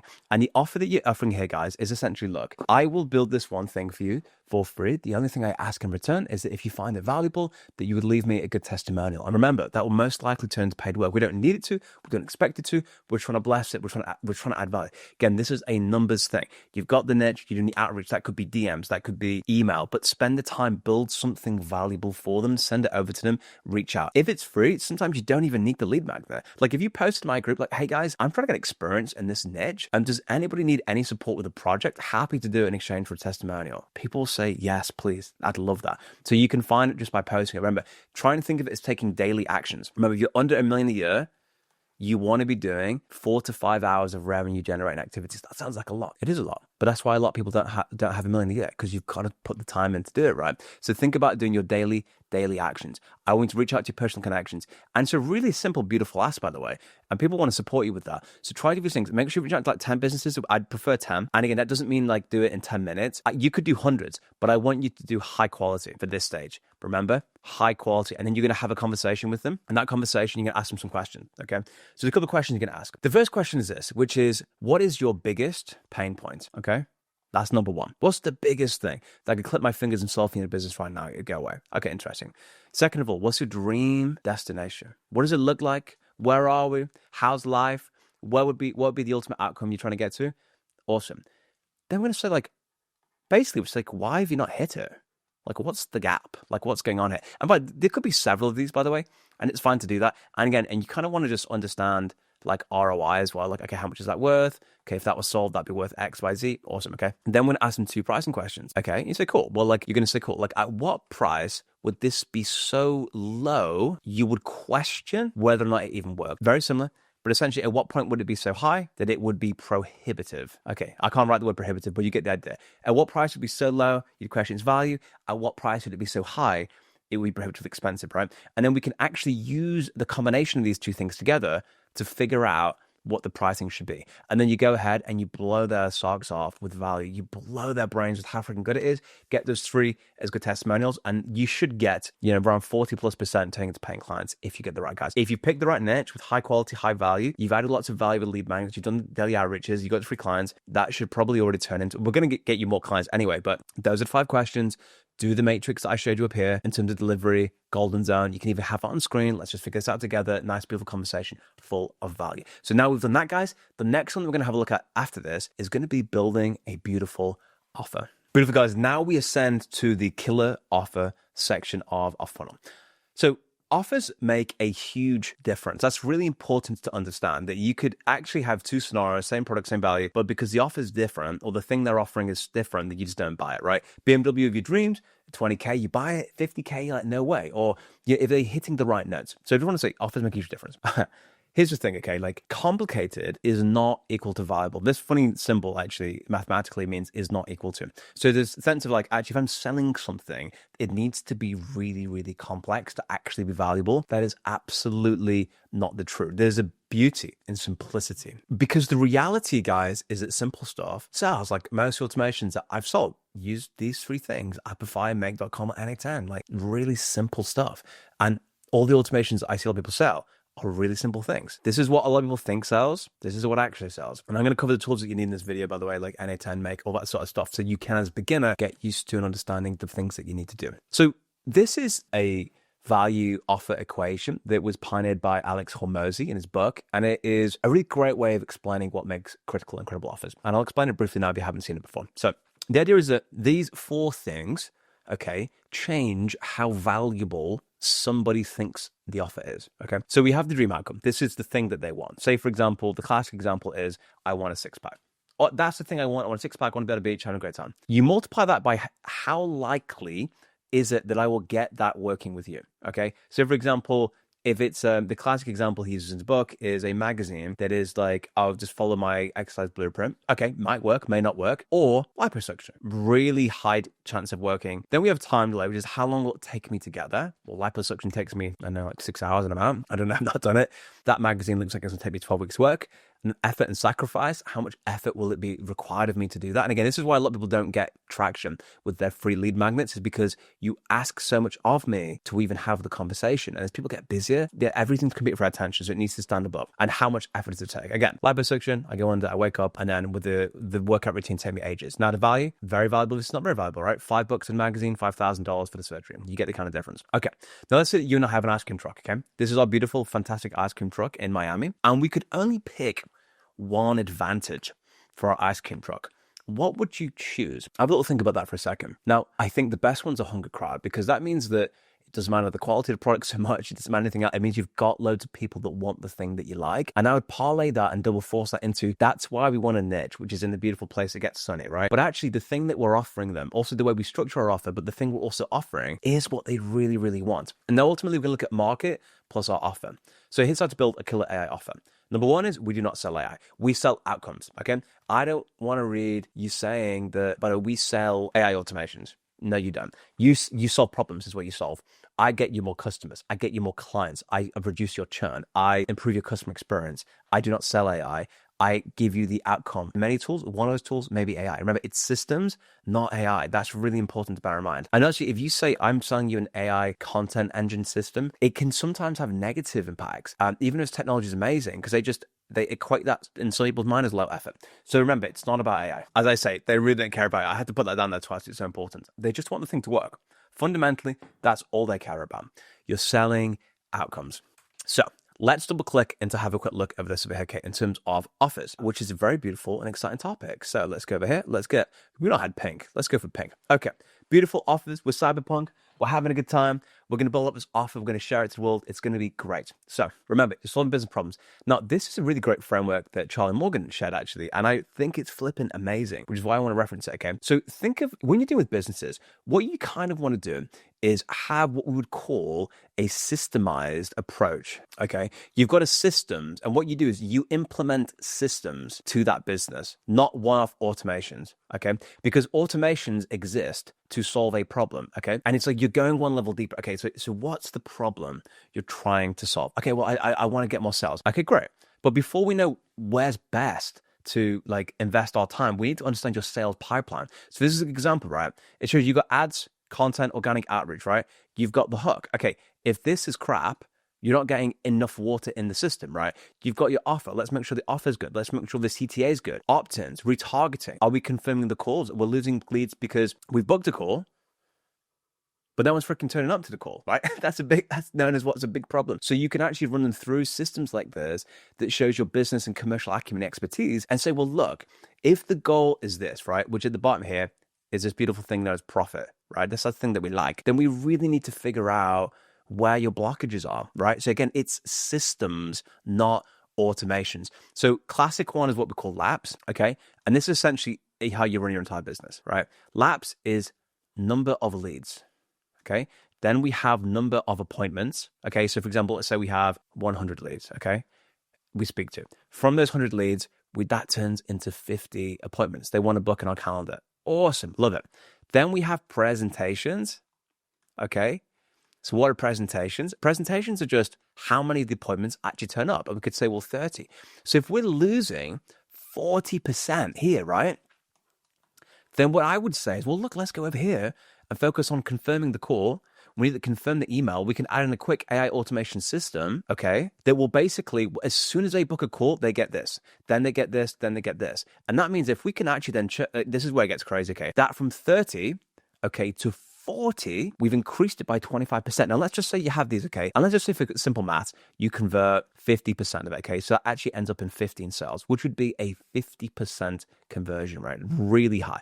I'm saying this just for simplicity, okay? And I can actually increase your appointments presentations by a third. But now, this 40 becomes 20.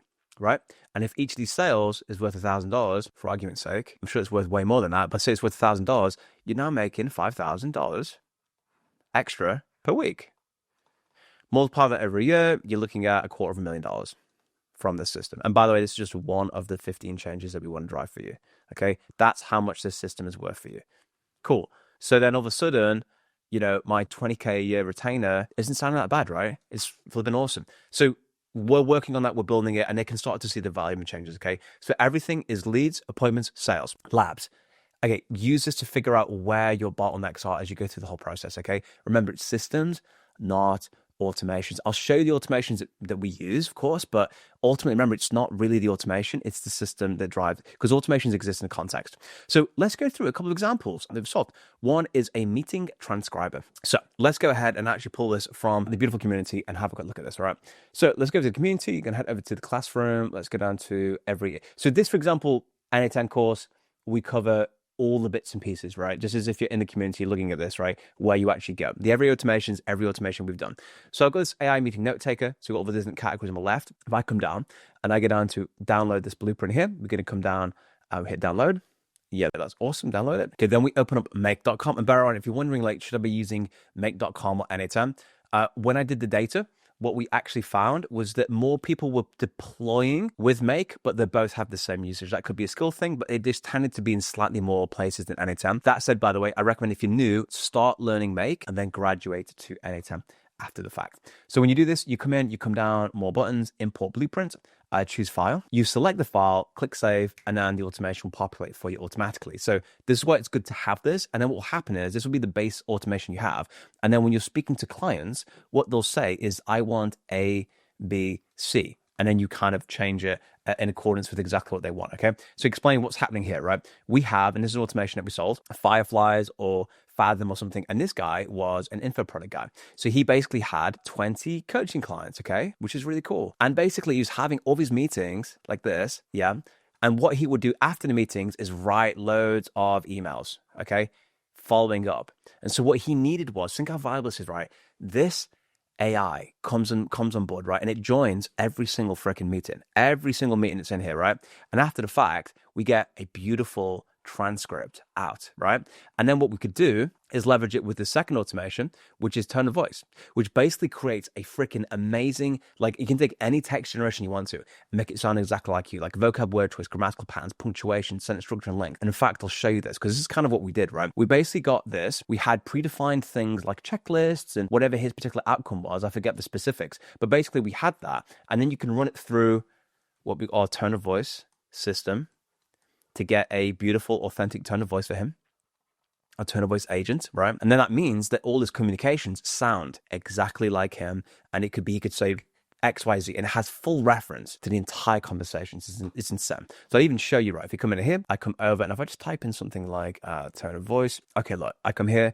This is for instance, okay, there's one I built with Hormozy. I did this with the book. I loaded his book, I ran it through the system, and this is what it gave me. And I should say as well, by the way, this is like the alpha. This wasn't even the full version. This is like a truncated version. Look, vocab and word choice. Use a mix of simple conversational words and more specialized business marketing terminology. Stuff, make, best, neat, grammatical patterns, punctuation, sentence structure and length, rhetorical devices, paragraph structure, tone and mood. It goes on and on and on. And essentially what this then means is that we can use this, okay, to make the AI sound like you, exactly in your exact expression, stuff like that. Really, really, really freaking cool. All right, sweet. And then we've also got another one, which is a chatbot RAG system. And this one's really freaking cool. So now we're going to head over to na10.com. So if I come over and grab this automation real quick, I think this one is RAG agent. It should pop up with this one. Actually, it's this one, 85, which is saving 19 hours of client work. And you'll see why in a second. So let's just download this real quick. Okay, beautiful. And this is a RAG agent system, and you can check that full video out if you want to go through the full explain of how you'd actually build this. You can see I go through the whole video of everything we do on that video.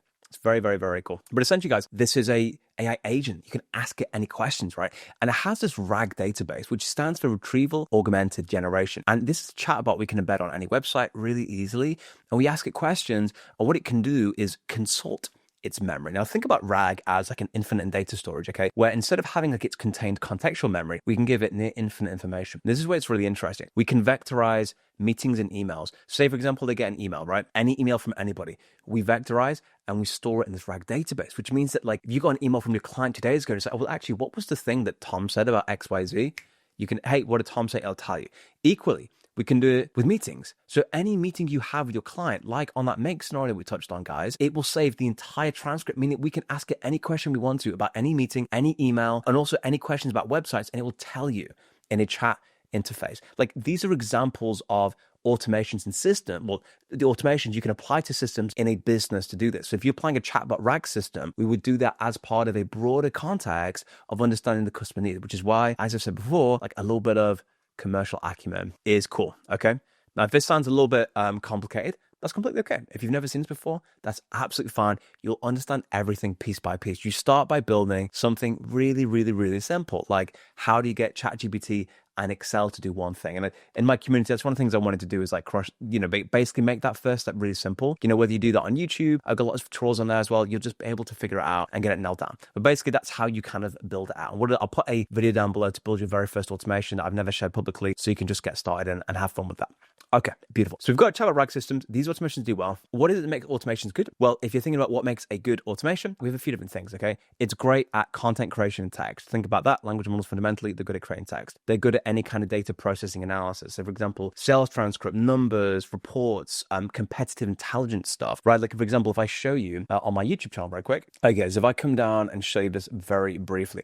Okay, this guy here sold this $300 a month AI automation to 45 clients. What was it? It was a competitive intelligence automation, right, that I did on the channel a few months before that. which is right there. Still this $297 competitive intelligence automation. They basically built these cool reports, which I'll show you. They look like this. They come in, HTTP files, you compare the websites, get reviews, that sort of stuff. So it doesn't need to be that complicated. The automation itself isn't a valuable thing, if you kind of follow what I'm saying. Data processing analysis, really important, very cool at doing that. It's good at anything customer service. You could do voice, you could do text, anything you want to. Great at managing communications, email draft, anything you have text, lead qualifications, and sales. Cool. So zooming out. We've covered a lot of stuff here, okay? Your offers, what actually makes a good offer, what is it you're actually really selling, what are examples of things it sells. But now what I want to do is actually come down, help you build your website. Because let's think about what we've got, okay?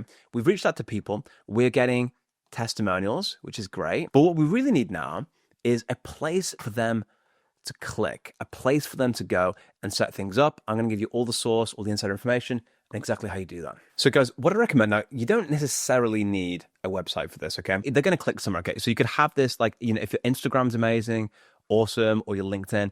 I personally really like the idea of having just a website you can use. So essentially, you've got to think about the flow, okay? You've sent out an email, they love it, it's great. They say, great, well, how to book an action, right? What's the next CTA? You can send them directly your Calendly, and you can front load the proof.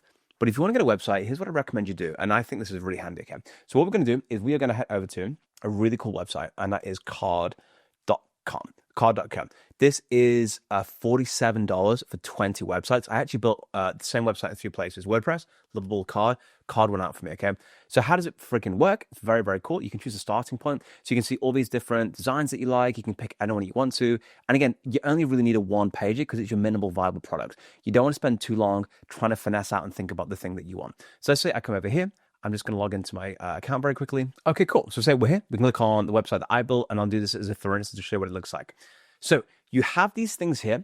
This, you can add text, image, video, audio, gallery, timer, timesheet. Very easy. If I click on this and I want to add a text widget, I click on this button, click on text, and bam, a text field has appeared. And in this text field, I can say what I want to and change all the text and do various different things. You get all the codes down there on the left-hand side, which is decent. To delete it, we can come down and click on this button here. What you can do with any asset you want to, you can flick between mobile and desktop by clicking this button here. This is what it looks like on mobile. Very, very cool. I recommend that, by the way, because most viewership really is mobile, so it needs to be mobile optimized, which is decent. So first thing we start with is the logo. How did I create this logo? Well, I'll show you. So we're going to start heading over to ChatGPT. And what you can do with ChatGPT actually, guys, is you can create a logo using different styles.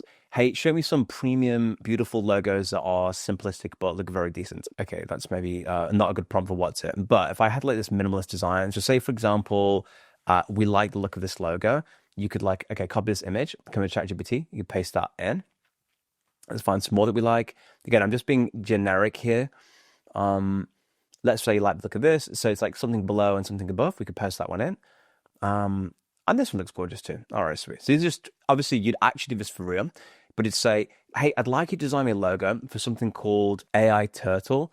And I'd like you to make a playful brand. I'd like you to have the typography shown in the kind of design that you've got, make it soft, neutral palettes, and make the font a little thick and creative. Okay, so basically you're kind of giving it like inspiration of the logos that you like and the style that you like, and then you give it specific instructions, which is exactly what I did for Teddy. And I thought I like the AI being creative, but it's quite standard, quite cutting edge. So while that's building in the background, what I'm going to do is explain to you what I think makes a good website. So my last startup, 50,000 customers a month, we had 50,000 visits turning into 3,000 customers a month. And so websites is I basically lived in websites, building them and like making sure they convert. Got to get that good electrolyte water. So what do I look for in a good website? You have oftentimes a scale of simplicity. Think of it as how understandable you are. Like it's simple, it's clear, it's understandable, and then fancy. You want to be understood more than you want to be clever, okay?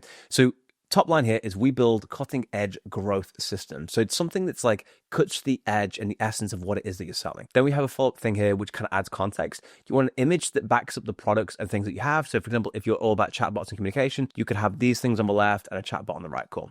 Very clear CTA for them to do something. Then we've got built with technology that you love. These are the platforms that you can use. If you don't have testimonials, by the way, I'd encourage you to definitely do something like this, because think about it, right? If I want to buy some AI automation services, these are the kinds of things that I would expect to see on the website, right? So you can actually do this. I'd recommend you think about that. This is credibility. So more credibility is a bit about me as a founder, like my background, who I am. This is my positioning, like the stuff that I do, what I get up to, all this sort of stuff. And then we've got this beautiful proof for cool stuff that we've done.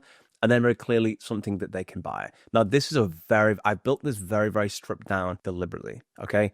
They can do this, unlike this, unlike this, unlike this. come down, and then it can get to different bits and pieces and do various different things. If we come back over to ChatGPT, see what a turtle looks like, AI turtle, cool, right? And it's just like, hey, okay, cool. Could you do that with a white version? So white, same thing, but white text, please. But if you do AI turtle, you have my blessing to steal it, run it, have a good time. But look, you can see how it's kind of borrowed and leaned on some of the styles that we've got. And I think that's very cool. I think it's a goer, to be fair. AI turtle is cool. My first business was revolved around an animal, and it worked out really, really well. So it's cool. That's how you do it. And basically, guys, you go through, you build out the website, you make it really easy and crisp. It shouldn't be more than a day's work, to be honest. You can get really deep into logos and names. In reality, it doesn't really matter that much. You're just doing it. The next thing that you want to do, though, is get a Calendly link, okay? Calendly, or whatever you want to, is going to be the thing that we use to get appointments. So this is one of my dummy Calendly accounts, I believe. Yes. Okay, cool. So I set this up in a previous video, actually. You can create a brand new Calendly. So let's go ahead and do that. Go to menu, go to home, and let's just make a new Calendly link. All right.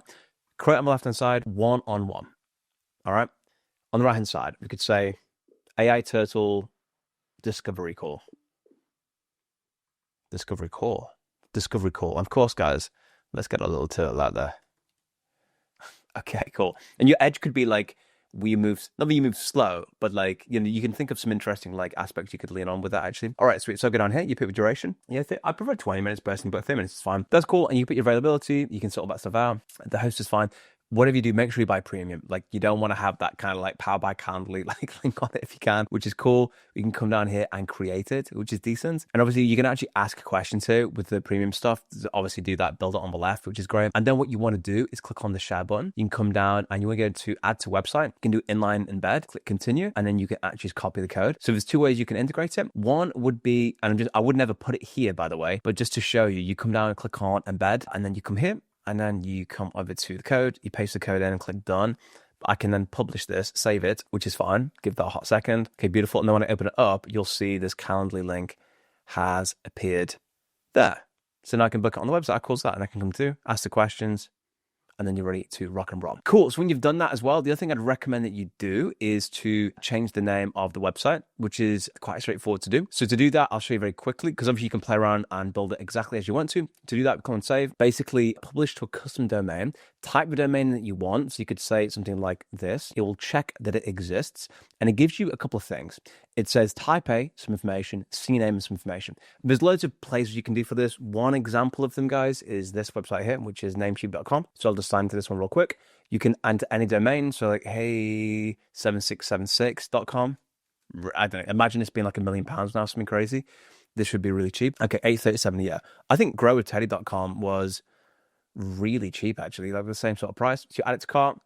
You go through the process, what I clicked on, I wasn't really worried about any of this stuff. You can get a business email if you want as well. That's quite nice. Get a free trial on that. It's going to cost you like, $10 a year. Really freaking cool. Then once you've done that, you come over to domains. So on the website, guys, you can basically land here. You click on domain list on the left-hand side, and then you click down here on manage, the thing that you just bought. And then you can come down. Let's see where we just do this right now. Advanced DNS, I believe. Okay, cool. Now you see here, I've got a record. So you'd delete. You'd add a record, and you'd say, cool, well, what does this want me to do? This wants me to type a host is at, and then guys, all you do is you come down, type is a, the host is at, the value is this, the CNAME record, blah, blah, blah, then save it. And literally, once you click save all changes and add those two things from here, you click save, and then it's done. And then when you ever enter that URL, you've actually successfully connected your new card thing, which means you're going to get a badass, really, really cool domain. And then you can integrate your calendar, link it. But once you've done that and you follow those principles, remember, on a website, you have to hit key things. Make it like make sense to me. It needs to be clean, crisp. I need to sort of get in. But again, remember, just like emails, websites are not read, they are skimmed. An idea of what you do. I want credibility. I want to see the logos, and I want to see if you have the right to use those logos, of course. I want to see what you're about. I want to see about who you are personally, who you are, credibility. I want to see the products that you offer, and I want the ability to book a call and essentially show that credibility. Really, really important. Why is that credibility so important? Well, I'll show you, right? If you check out this as for instance, which is what I built on a different website, my accelerator, you can see, look at this. This is just proof. Proof. All of it's proof. Just all this different proof down here, just loads of crazy proof. It doesn't need to be too sexy, just is what it is. Actual real life people who benefit from stuff, and then clear CTA to come to the bottom and have a look, and with who you are and what you stand about at the bottom. That's basically everything you want to crush on it, guys. So zoom out. This week, what have you done? I'll say this week, it's like in this module, right? You've got the offer. You're thinking critically about what it is that they want. You've understood that it's about systems, not just about automations. You've got a website with really clear CTA. You've got a calendar link they can book now. Now you're ready, basically, to start killing it, crushing it, and beginning your outreach. But before we can do the outreach, you have to do one thing, right? And that is this beautiful guy here, known as lead magnets. Okay, guys, beautiful. Now we're talking about lead magnets, right? So what is a lead magnet? Well, basically, it is essentially bait for your fish. Essentially, what we're doing is solving a very small problem for our target avatar. So think of it like this, actually. Before I tell you about alignment, is like, okay, say we're selling a gym membership, okay? A bad lead magnet would be dating advice, right? Because like, are they really linked together? Like, it's like, if they want the lead magnet, they should want it. So only your target avatar, who we've decided, would ever want to use a lead magnet. And that's a good question to ask yourself. Like, would my target avatar even want this thing? The idea is we solve a small problem and then we actually solve a bigger problem with the actual product that we get, and we blow their mind with value. It is avatar aligned. It is the same thing that they want. They would actually want to physically use it. And fundamentally, it's just kind of valuable, right? It's just very, very valuable, and it's something they would want to do. But it doesn't have to be crazy valuable. And there's bonus points if it's unique and specific. And I'll show you a couple examples of both, okay? So let me zoom out, double click, and show you some of the beautiful, phenomenal things that we can do with all the fantastic stuff. So lead magnets, have a look. Okay, so for example, right, I get around 150 emails a day, and I do that on Instagram. Okay, so I do a video that adds a lot of value. I'm like, hey, here's how you do this really cool thing. And then I say, by the way, if you want the blueprint to this video, right, or if you want my guide on XYZ, click the button down below and you can have it. And so that's like a lead, that's like a generic broad lead magnet that goes out to loads of people. And all I do is create all these different, unique lead magnets. It could even just be a link to a service. I kind of like adding a lot more value, and ultimately you don't want to spend realistically more than an hour building a lead magnet.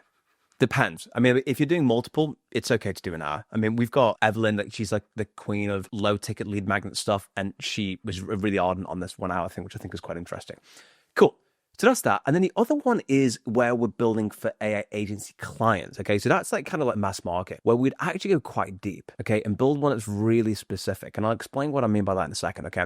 So we got lead magnets, let's have a look. Okay. So I want to touch on some principles before we do that. Okay. About actual lead magnets. So the principle I want to double click into here is this idea that, again, I've been talking a lot about quantity and quality. Okay. Now, I told you just then that lead magnets can be generic in the sense that it can pull to a lot of people, but fundamentally with our lead magnet, what I would love you to do is find, and this is why your niche is so important, because actually what you will find is that if you have a lead magnet for law firm A, you know what? It's not going to need that much changing to be appealing to law firm B, law firm C, and so on and so forth. So you get these beautiful economies over time, which is really epic, okay? But I don't mind you spending more time building something specific as a lead magnet if you really want that client. That's what we call the whale strategy. The ultimate whale strategy, I call it the whale continuum, is you can spend an entire day on one prospect if you're really cooked and locked into them, rather than like 1,000 prospects.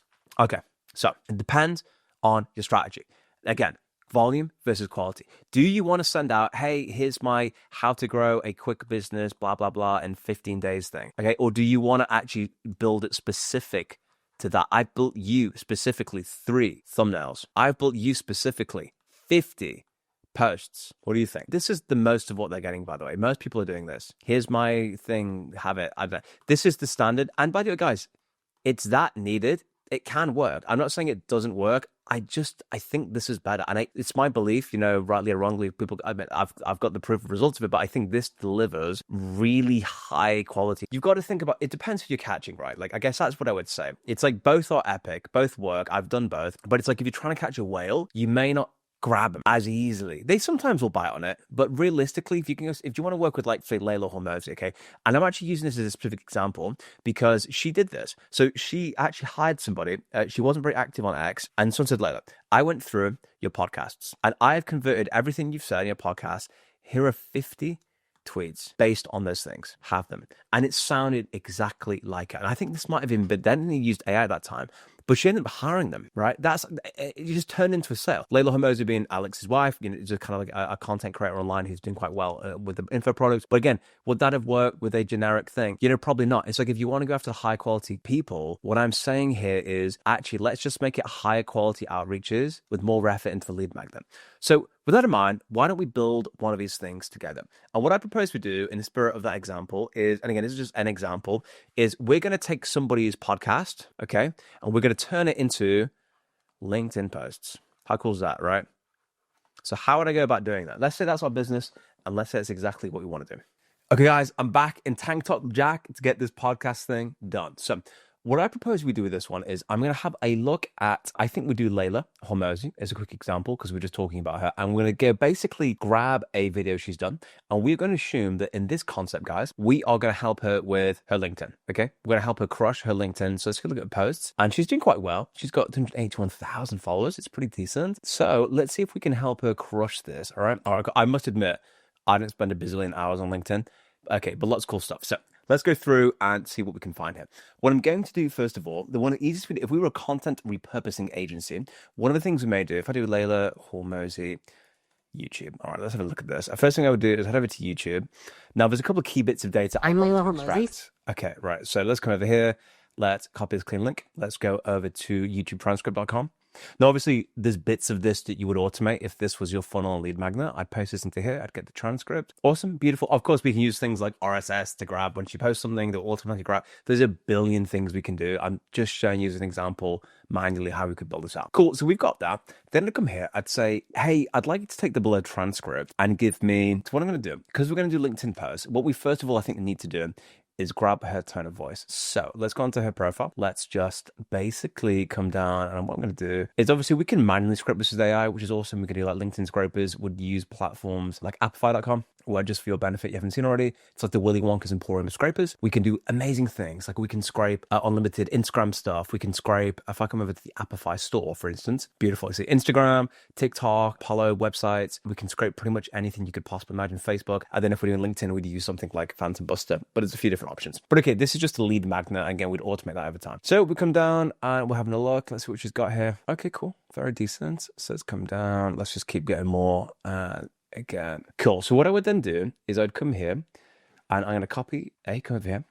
And I'm going to basically say to Claude the following: paste some content from Layla Hormozi's profile. What I would like you to do is extract all other erroneous and miscellaneous information and just give me post 1 and know what the post is. Post 2 and know what the post is all the way down for as many posts as you see posted, please. Thank you. Okay, we'll post it all in. Beautiful. Now give us a second. And then we'll come over to Untitled Design. We'll call this Layla Hormozi Posts. Okay, beautiful. Come over here. So there's two components to this, Kate. We've got the visual aspect to it, and then we've got the actual text aspect. Cool. So let's flip it up a second. Beautiful, 25 posts. Great. Now what I'd like you to do is add the number of likes per each post, and then I'd like you to organize them in order of most likes, most engagements and comments, down to the least engagement. So by engagement, I mean likes and comments and shares. Thank you. Cool. This is something that you could definitely automate, which is great. So we're going to do it by total engagements. Beautiful. All right, sweet. So now we can actually post and find out all the different ones. Okay, this is cool. This is decent. So what I'm going to do is just get it to add in a text editor, and then we can use this. Because basically, one of the things, like when I basically call this thing out, I want to sort of identify, like, these seem to be the top performing posts that we can engage with, which I think would be really cool. All right, so give us a hot second. Ace, now instead of just having all that, could you also include underneath total engagements what the full post is, please? And just also add an image if it's an image post, you think, and if it's a text post, next to post 19, put a image if it's an image post, and if not, put something to symbolize a text. Thank you. Now, what I'm also going to do is I'm going to grab all of the text she said here. I'm going to open up a new window. This time I'm going to use, in fact, I think I will stick with Claude on this in a new chat. Come here and say, hey, I'm going to give you a brain dump of lots of LinkedIn posts for somebody. Your job is to create a tone of voice as per the tone of voice guidelines below. I'd like you to write this as an instructional document. So for example, your output will be given to another AI whose job it is to create content in that tone of voice. Please follow the guidelines directly and give me the full tone of voice. This, guys, by the way, is an alpha, okay? So that I just posted is what I said. Now we want to grab tone of voice guidelines. Let's head over to school.com. Beautiful classroom, tone of voice. And I should blend it here. Beautiful segmentation prompt. Now, if you want to get the proper analysis of this, guys, you'd actually have 9 modules. One agent's job is vocab and word choice. Second agent job is grammatical patterns. Third agent job is punctuation, and 9 different agents.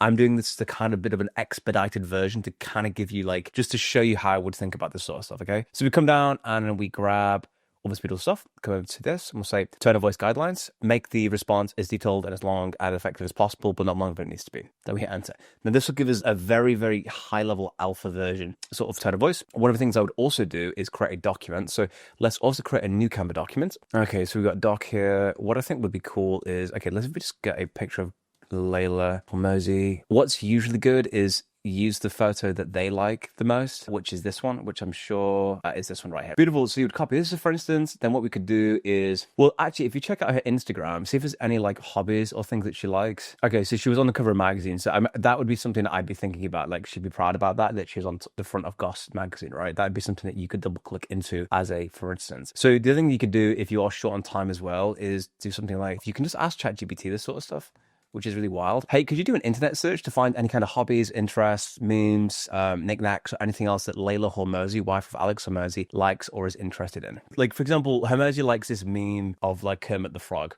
which is this thing. Okay, baking, fitness, personal development. Okay, cool. And then what we could also do is grab this here. I know how to. Come over here. I'm going to grab this information, go to the transcript. Let's just grab the transcript here. Again, what I'm looking for here is, this is all positioning stuff, guys, right? Like, so then I come over to ChatGPT and I'll say, hey, based on the blood transcript, identify some unique interests that she expresses. Oh, it's cool. It's done by Evelyn. That's really freaking cool. She did a podcast stuff. And I know Evelyn. That's so epic. Let's have a look, actually. But in any case, you get the essence of it, okay? So basically, what you want to do is grab an image, and then, for example, let's think of a multi-lead magnet strategy.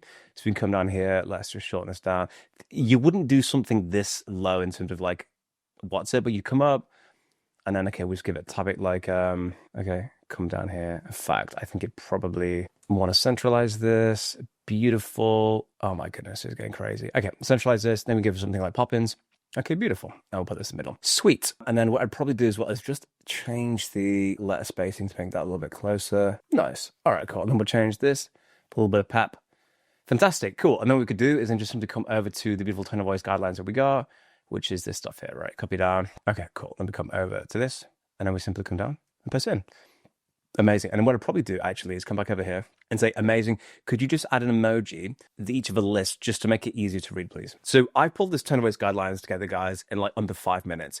This could be something that you could automate very easily, by the way. I had lots of automations on that. But what we could probably do on top of that is actually just have like, this could be done something that we send as like, oh, Piers, by the way, if you want to just create, like, help get AI to create draft pros for you, this is how you could do it, right? Cool. So what we do now is we come here, we'd come all the way up, and we would grab this information. We'd then come over to this page, and we'd get rid of all this, and we'd paste it in, and we'd change all the font to Poppins, because of all the things we are, guys, savages is not one of them, all right? And then we'd probably add some context to it, which would be something along the lines of tone of voice framework based on LinkedIn posts. Beautiful. All right, so we've got this thing here, very, very decent. And then let's just add some spaces in. The thing about lead magnets is it doesn't necessarily have to be one, right? But let's say you're angling to get a good job with this. So it's going to come down to rhetorical devices. If I missed something, okay, I didn't finish it, my bad.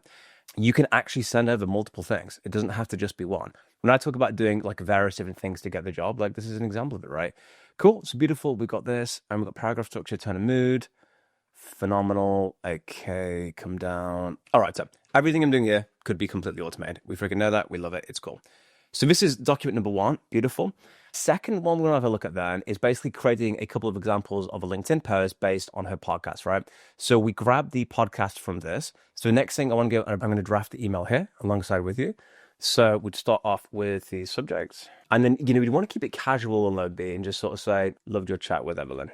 So we're referencing the podcast that happened, right? Or your chat with Evelyn moved me, or something like that, okay? Cool. And then what we're going to do, we're going to be short, written by human, you're taking some kind of personal action, value, blah, blah, blah. Cool. So in this case, how would we actually link these together? I think what I would do, guys, is I would make this about, my angle here would be, and again, this is like a fictitious business, so it's typical doing vacuum, but if I said something like, my angle is, let's leverage AI to basically take your amazing content, okay, from platform A and give you kind of like viral ready content for platforms B to Z, right? And then let's take this a step further. Instead of just doing that, what we could then do is actually give her the systems and blueprints plus the proof, because it's most likely she's got like a full team doing this. So you're not trying to come in and become the social media guy. What you want to be is an AI support infrastructure team that actually facilitates that and makes that happen. So then what I probably want to do is a lead magnet then as a demonstration of value would probably be something like tone of voice alpha guide to create the beta or like the better version, commonalities with top performers, basically AI analysis. And if we could like maybe show it and integrate like different competitive views, that'd be really cool. And then maybe the third thing that we could potentially look at then is example LinkedIn posts from the podcast. Okay, we want to do recent stuff. Again, I'm just kind of picked a random podcast, but these would be the 3 things I'd want to do. Okay, guys, so I've just quickly drafted this email and we'd probably have a website down here. And I'll go through what I've written and I'll show you how it ticks off our beautiful list. So let me just copy this actually. And then we can compare it against our draft and see what I mean.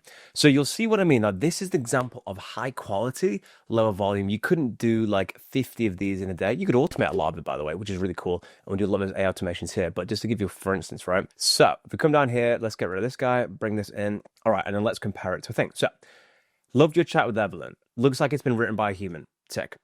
Hey, I just caught your podcast with Evelyn. Super short stuff, especially on scaling trust on LinkedIn. I'd probably rephrase that a little bit, but it's okay. I'm a LinkedIn growth expert. Notice I didn't say I do AI automations. I spent a day building you 3 things. Your tone of voice alpha makes your content faster, or basically make content faster. 7 LinkedIn insights, TLDR best practices to apply to page. 3 high growth LinkedIn posts ready to post. I've helped XYZ hit 1 million plus followers on LinkedIn. Let me know if I can help build you a full roadmap. No charge, just a testimonial if you like it. Jack, and then our website at the bottom, which would then have a link. And then actually when you get to the link, then we would reference, hey, cool, AI automations growth specialist is what we could have probably to improve that. Actually, I think I'd have that, right? Like AI automations growth specialist. I'd play around with it, maybe something along those lines, right? Like what it is that you do, and then your website there, okay? So, but she'd kind of get the idea, right, that this is all really cool. So, and then when she lands your page, it explains a bit more detail what it's about, and she can actually engage on that. And then what we would do, guys, is we'd actually then leverage all the stuff we've got. So this is one thing we just add there. Of course, you can do this. Beautiful. That's tick 1. Second one is actually creating the LinkedIn post itself. So then we would do some analysis on those posts right here. And let's make it into a graphic if we wanted to. We can do visual representation of that. We can include the images. And then finally, what we would do, now we've got all this information, is we would take the transcript from here, like this. We would then go over and create, let's say, a LinkedIn agent blueprint. So let's come over. I think it's under this section here, right? And obviously, you don't have to use this. Use whatever you want to. But basically what this does, and I'll put it down below for you so you can have a little play around with it, is you can use this to create LinkedIn posts, okay? So what I could do is come down here, copy this, and then I would go over to the beautiful Claude. I'd probably open in the brand new chat. And I'd say something like, hey, based on the bullet transcript, what I'd like you to do is to create for me 3 different LinkedIn post ideas with all the bullets of the useful information you think you could extract from that. Thank you. That post will add in. And by the way, if you haven't seen the video I did recently on my channel, which is a quick aside, I think it'll really bless you if you are looking to do something in social media creation. This will really blow your mind, okay? Come to videos. This is fantastic. And this one's really cool. Basically, what you can do with this system here, guys, uses lovable AI research agent, where essentially all you ever have to do is type in your idea, like what platform you want to do. You enter things like your tone of voice, and it will go and actually ruthlessly online. Use these agent systems to search and enrich that post, which then, as you can see, goes through and creates not 1, but 2, but 3 different LinkedIn posts. So when you hit auto generate, you actually get all of that completely built in. This is an example of a system to do all of this stuff. I'm just showing you the manual thing so you can get the idea. Remember, it's more about the business commercial stuff I'm explaining, not the automation bit. The automation bit, you can crush all day, every day. Watch this video, full of other videos like it on my channel, and you'll be absolutely fine with that. So look, I've got these things here, the bullet transcript. Okay, cool. So we just give it the transcript real quick, come over, we grab that, we copy it over to this, we enter it in. And all we would do, guys, is then we'd ask it to create 3 LinkedIn posts in accordance with those guidelines that we've got right here, okay? Which is A's. Actually, it's not these guidelines. It is over on this one here. Cool. So then this is doing stuff here, right? The growth mindset. I'm going to say, awesome, just make one of these LinkedIn posts in accordance with the below LinkedIn strategy insights with the below LinkedIn framework. So you can see how you'd automate this entire process and how it would appear and present as magic. And then all of your extra time then could be about really thinking about and using your brain, because you've got to bear in mind, most people don't really actually leverage their brain when they're thinking about stuff like this. Cool. So just pick one thing from the video, please. And then finally, what we want to do is just come over and grab something with her tone of voice, which is great. So we'll come down here. There we go. Fantastic. Again, this is going to be way easier as an automation, but I've just kind of shown you manually. Great. Just turn this, basically just amend this so it fits this tone of voice, please, both in terms of length and all that sort of stuff. Fantastic. And then guys, we would build a very simple automation on meg.com that would just automate that entire process for us. And then we're ready to rock and roll. And essentially what we then do is just get this email, we'd add all the different value stacks to it, and we'd send it. And you'd want to do follow-ups. That's a really key thing. Follow-ups would be really key to do every, after 48 to 72 hours. And don't be afraid to go to different channels. And with larger fish, sometimes it's also easier to go through their second line because no one really attacks, let's say, so to speak, their second line. But when you're sharing value like this and you're spending more time building up the lead magnets, using the automation systems that I show you to do all this cool stuff in terms of agents to build things, you will absolutely crush it. Beautiful. And now we're going to cover how you actually go ahead and get your customers. Fundamentally, we're going to cover how to actually get them and where do you find them. And for that, guys, let me zoom over to this beautiful sheet as we can go through and explain in detail exactly what is happening with getting customers. Now, classically, people have found this as like the most difficult part. But I'm going to show you step-by-step frameworks we can use to actually get customers to put a beautiful smile on your face. I'm going to show you all the data points that are going to blow your mind and help you get that in as short a time as possible. Let's start with number one.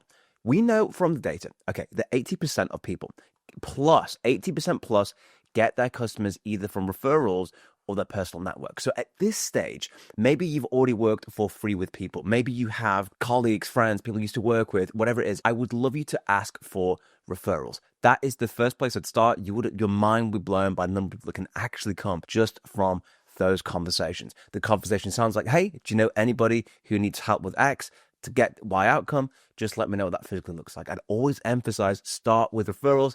Ask people if you know anyone who needs that support. Next, we're going to talk about niche targeting and what that physically looks like. So the idea and concept here, guys, is that we have identified our beautiful $1 million niche. And essentially what we want to be able to do now, guys, is we've got a really good idea of what that niche is and what that looks like. And essentially what we're going to do is basically find out where are they all hanging out. So maybe they're all here. What we want to do is we want to find them. Where are they? And the second thing we want to wave it, and ideally we want to be able to find that at scale so we can actually get as many of these leads, these customers as possible. We want to get their contact info, right? And then finally, we're going to send them loads of cool stuff, send them cool value, and then we can turn them from potential leads into actual paying customers. And if you started this process already, one of the things that you may be feeling, okay, is what is known as overwhelmed. And people get overwhelmed because they don't know where to start. In the USA or in your state to start off with, all of a sudden, what was a gigantic activity now actually feels very small. Now, I want to touch on one thing, because this is our strategy. Okay, we've got our niche, we've got $1 million niche, we've got a lead magnet, we've got customer resonance, we're freaking loving it. Now is the bit where we find them, and this is how we turn them into customers. And now, here's the craziest thing, is that I used to think that you could do one small quality thing every week and that would work. But actually, at a certain point, you need to get volume in, right? Volume negates luck. Volume crushes luck, which is why I want to just touch on here the mindset and tracking input. So I want you to set yourself up for success. And if you follow what I'm about to tell you, your chances of not getting paying clients goes way, way, way down. So what's the concept of this? The concept of this is simple. We want you to track on a daily basis what you actually physically do. So you want to get an accountability tracker, something that looks like this. And every day, you're going to let this up. You're going to write down the day. You're going to write down how many emails you sent. You're going to write down how many DMs you did. That could be LinkedIn, it could be Instagram. The number of proposals you sent, then the follow-up conversations. How many positive replies? After that, how many calls have you booked? How many hours have you worked today? And then the only thing that is not just a simple number is going to be daily win. So write down what is the biggest win that you had today, and finally what you're going to focus in on the next day. And guys, if you can stick with that and follow that entire process all the way through day after day after day, you will crush it. Like, it will make your chances of failure very, very low. And the key thing is about focus on revenue generating activities, okay? Because there's this expression that says that where focus goes, guess what grows? Money grows. Right? And this is the cool thing. I want you to get to the point where you're committing somewhere along the lines of 4 to 5 hours on what we call, I'm going to get a beautiful color for this one as well, just to make sure we can explicate how important this is, okay? Revenue generating activities. That's it. For those 4 to 5 hours a day, maybe you're waking up at 6 a.m. You're hitting the gym, you're coming back, and you sit down with a beautiful coffee at 8 a.m. You can say, do you know what? Up until midday, the only thing I'm doing is revenue generating activity. That's the morning's job. It's just then your day begins at 12 o'clock. You want to invest those amount of hours in these revenue generating activities. What am I going to be specifically doing? I'm going to go through now exactly step by step, but I want you to get hardwired into your brain that it does take reps, it does take volume, and volume far exceeds luck. So you need to be spending the hours in. And I've got some statistics and data that are going to really blow your mind and give you a lot of confidence in a second, okay? What we want to do, first of all, is scrape leads. So the question really is actually, how do we get customers, right? Where do we actually find them? So in this example, say you are actually trying to find potential customers. Okay, so this is how we're going to get the customers then, right? So I recommend using something really cool like Instant Data Scraper. You can also use this tool that I talked about earlier, which is Appify, which is a very, very tasty tool. So let's start with Instant Data Scraper. So what you're going to do, first of all, is come over to your Chrome extension. So you're going to come over here. You click on, I believe it's down here on the right-hand side, and you're going to go for extensions and click on Visit Web Store, right? And we come over here, and then we type in Instant Data Scraper. There we go, fantastic. What we're going to do is add to your Chrome extensions like that. It's very, very, very cool. Now, this is where it gets really cool. So you're going to have to Google. All right, fantastic. Come over here. And you can say, for example, we want to find them on Instagram. You go site, Instagram.com. And can you see how this is pop some stuff up? So this, for example, guys, check this out. Cite Instagram.com, which basically means it's going to pull forth for us like loads of results that you would just get on Instagram, okay? You can do this in different places because Google's indexed Instagram. And then Dr. USA is the keyword that you're going to enter. So what's the thing that you want? So this one, YouTuber India, beauty influencer, YouTube USA, restaurant, fitness coach, whatever it is, right? This is how we get their emails. And then gmail.com. So I'm using this one just as an example. I hit enter. Now what this has done is found all of the Instagram.com, basically all the accounts, Doctors USA that have an @Gmail in there, right? But I don't really just want to sit here, guys, and like right click and get this stuff done. How can I make that faster? Well, all we do is we come up and we hit this Pokeball at the top, okay, which is cool. This is going to pop up like so. Awesome. And you're going to see something that looks a bit like this. Looks a bit wacky, don't worry about it. What I want you to do is the table on the page that it sees is going to be here, but it's not the one. So you're going to come down and click on try another table. Bam. Now look at this. There's the Instagram. There's the information, and you can see all the different things that we need here. The Instagram handle, we've got all the different data. Beautiful. The next thing I want you to click on, guys, is locate next button. And you come down right to the bottom and just click on next. That's it. Then you come back here. Now, this is the magic, right? Check this out. What we do, min delay, let's just give it something like 3 seconds to make it seem like it's a human doing it. And then we just click on start crawling. Now watch the magic, right? See, this is our table list. It's going to go through now page by page and scrape everything. Look at this. It's adding them all in there. One by one by one. And we just go there and we get absolutely everything that we need.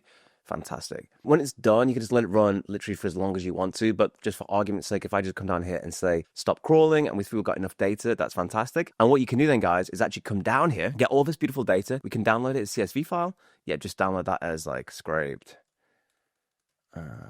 data. Beautiful. Click that as a save. Cool. And then if you look at this, guys, we've got all of these different Instagram accounts that will fit our niche, which is really cool. Next thing we can do is head over then to the beautiful appify.com, which is also known as the Willy Wonka's Emporium of data scraping, like I alluded to earlier. We're going to head over here and go to console. Fantastic. And let's come on the left-hand side to Appify store. And then the biggest one we want right here is the Instagram scraper. So we click on this guy and you can come down here to bulk edit.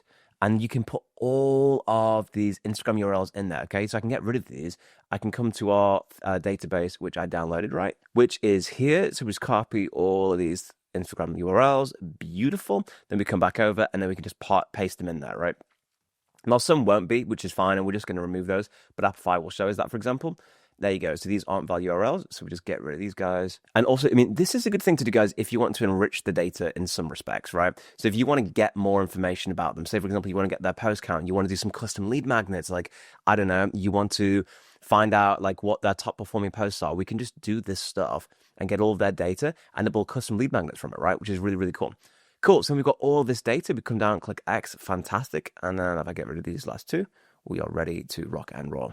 So now come here and you can see you can select, do you want to scrape their post, do you want to scrape comments? We can do what we want to. So say, for example, we want to scrape posts. You can set how many days you want to do that for. So if I just went back and said, hey, let's do the last 90 days, that's fantastic. You can come down here, save and start. Now this is $2.30 per 1,000 results. With Appify, you also get like $5 completely free credits as well with that. So you can click save and start. And then this will begin the process of just scraping stuff for us to get information in the post. We can then use that with automations to build new things and say, hey, here's your Instagram performance dashboard. Here's how it is compared to all the other people in your niche. You start to get the sense and ideas of all the stuff that you can do. Like we're pulling this information up. And then crucially, guys, on this data here, we've got like, you know, their Instagram profile, we've got information about them, and you can start working through them then one by one. You can use tools like Instagram auto DM bots, loads of cool stuff. It's just a really easy way to get loads of leads, basically to start contacting and having a good time, which is cool. And the other thing that I would just double click and explain on with this, guys, is that I don't mind. We're going to be doing quality over volume, okay? So I don't mind so much, actually, is if you don't fully automate this bit. Like if we're doing quality, right? And if we're trying to say, you know, I'm spending 5 hours doing this, I'm going to focus on 4 really high quality stuff. It's completely okay to spend some time up front just thinking about and researching and scrolling through Instagram yourself and actually just going on Google and doing what is known as hard work to find the right people that would fit your niche. And again, your niche initially, when you start this whole niching thing off, this is a really key core concept, okay? You think you have a niche, but you start here. Over time, your niche gets way more specific as you identify disqualifying factors. For example, we're targeting dental practices, but then we kind of realize that it's not just dental practices. Really, it's dental practices that are making 200K plus per annum or per quarter, right? Which is more reasonable, right? They need to be making that at least, because if they don't have at least, 80K a quarter, they're just not at the right size to be able to pay for our 20K product, which is why Iman Gadzi, right? You've probably seen his ads. He's like a make money online guy, right? He says, are you struggling to make 100K plus per month, but you are making at least 20K per month? I will help you, blah, blah, blah. The reason he's done this, by the way, is because people with 20K per month can afford his freaking, 20K, whatever product it is that he's selling, right? So you can do that. It's like, that's the market, right? So initially it was entrepreneurs wanting to scale, but as he's done more about it, he's realized he has to double click into a specific avatar. Okay, beautiful. So you can do this generally. You can do Appify, you can do Apollo. That's really good lead enrichment. There's a million different ways to do it. This is an excellent way to start getting people in your niche and actually start those conversations, which is code for very, very cool goodness. All right, awesome. So let's talk about how you actually go ahead and reach these ones. So I'm going to propose that you do a couple of things because, again, we're doing mainly higher quality, fewer volume outreaches. Here's the interesting thing is that I don't just want you to do one platform like Gmail, right? The key is in the follow-up. The key is doing it across different platforms. TikTok, people don't really check DMs, but it's there just to explicate and illustrate the kind of value going to different platforms. Now, I want to show you some data points that are probably going to blow your mind if you've never done large-scale outreach before. So check this out, okay? This is a customer capture cheat sheet, but I want to answer the question basically, why even bother following up? Now, check this out. Research shows it takes an average of 8 touch points to secure an initial meeting with a prospect. Most people think that you just send a message and it works fine. It doesn't work that way. Other crazy stat, only 2% of sales happen on the very first contact. That is absolutely insane. 80% require 5 to 12 follow-ups. So if you're just sending out one email, right? If you're the guy over here, right, having conversation with somebody and you send literally one email and you're thinking, dude, I've gotten, 2 sales. Yeah, well, only 2% of the time you're getting it on the very first email. That's really important to bear in mind that the key is in what? The key is in what is known as the follow-up. There's loads of times someone's emailed me with something really interesting. I've just read it, thought, oh, that's cool. I'll get to that later. But you know what happens? Life happens. You get busy. So the key is that you do consistency, you do multi-platforms, and you do it more regularly. I want to double click into this just to blow your mind with these data points. Okay, high growth companies average more touch points than lower ones. Now, this is a really exciting thing. A really interesting data point is that 44% of people give up, of your competition will give up if they do not get a response on the first email. Think about that for a second. 44% are just going to completely give up. That means there's way more there for you, because I'll get one email, are you interested in XYZ? If not, blah, blah, blah. Doesn't matter. Remember, all your conversions come over time as you do more stuff in them. Other key detail, 70% quit if their first email goes unanswered. That's absolutely wild. Now, follow-up increases reply rates by 49% after the first time and 25% after the second, okay? Really, really important stuff. Now, here's an interesting point. Only 3 to 5% of your market is actively buying at any one given time, okay? So the way that I would think about it is, if you have, let's say, these are all of the people you're talking to, okay, right? What we're saying here is actually only these guys, right, over here are buying, fair enough.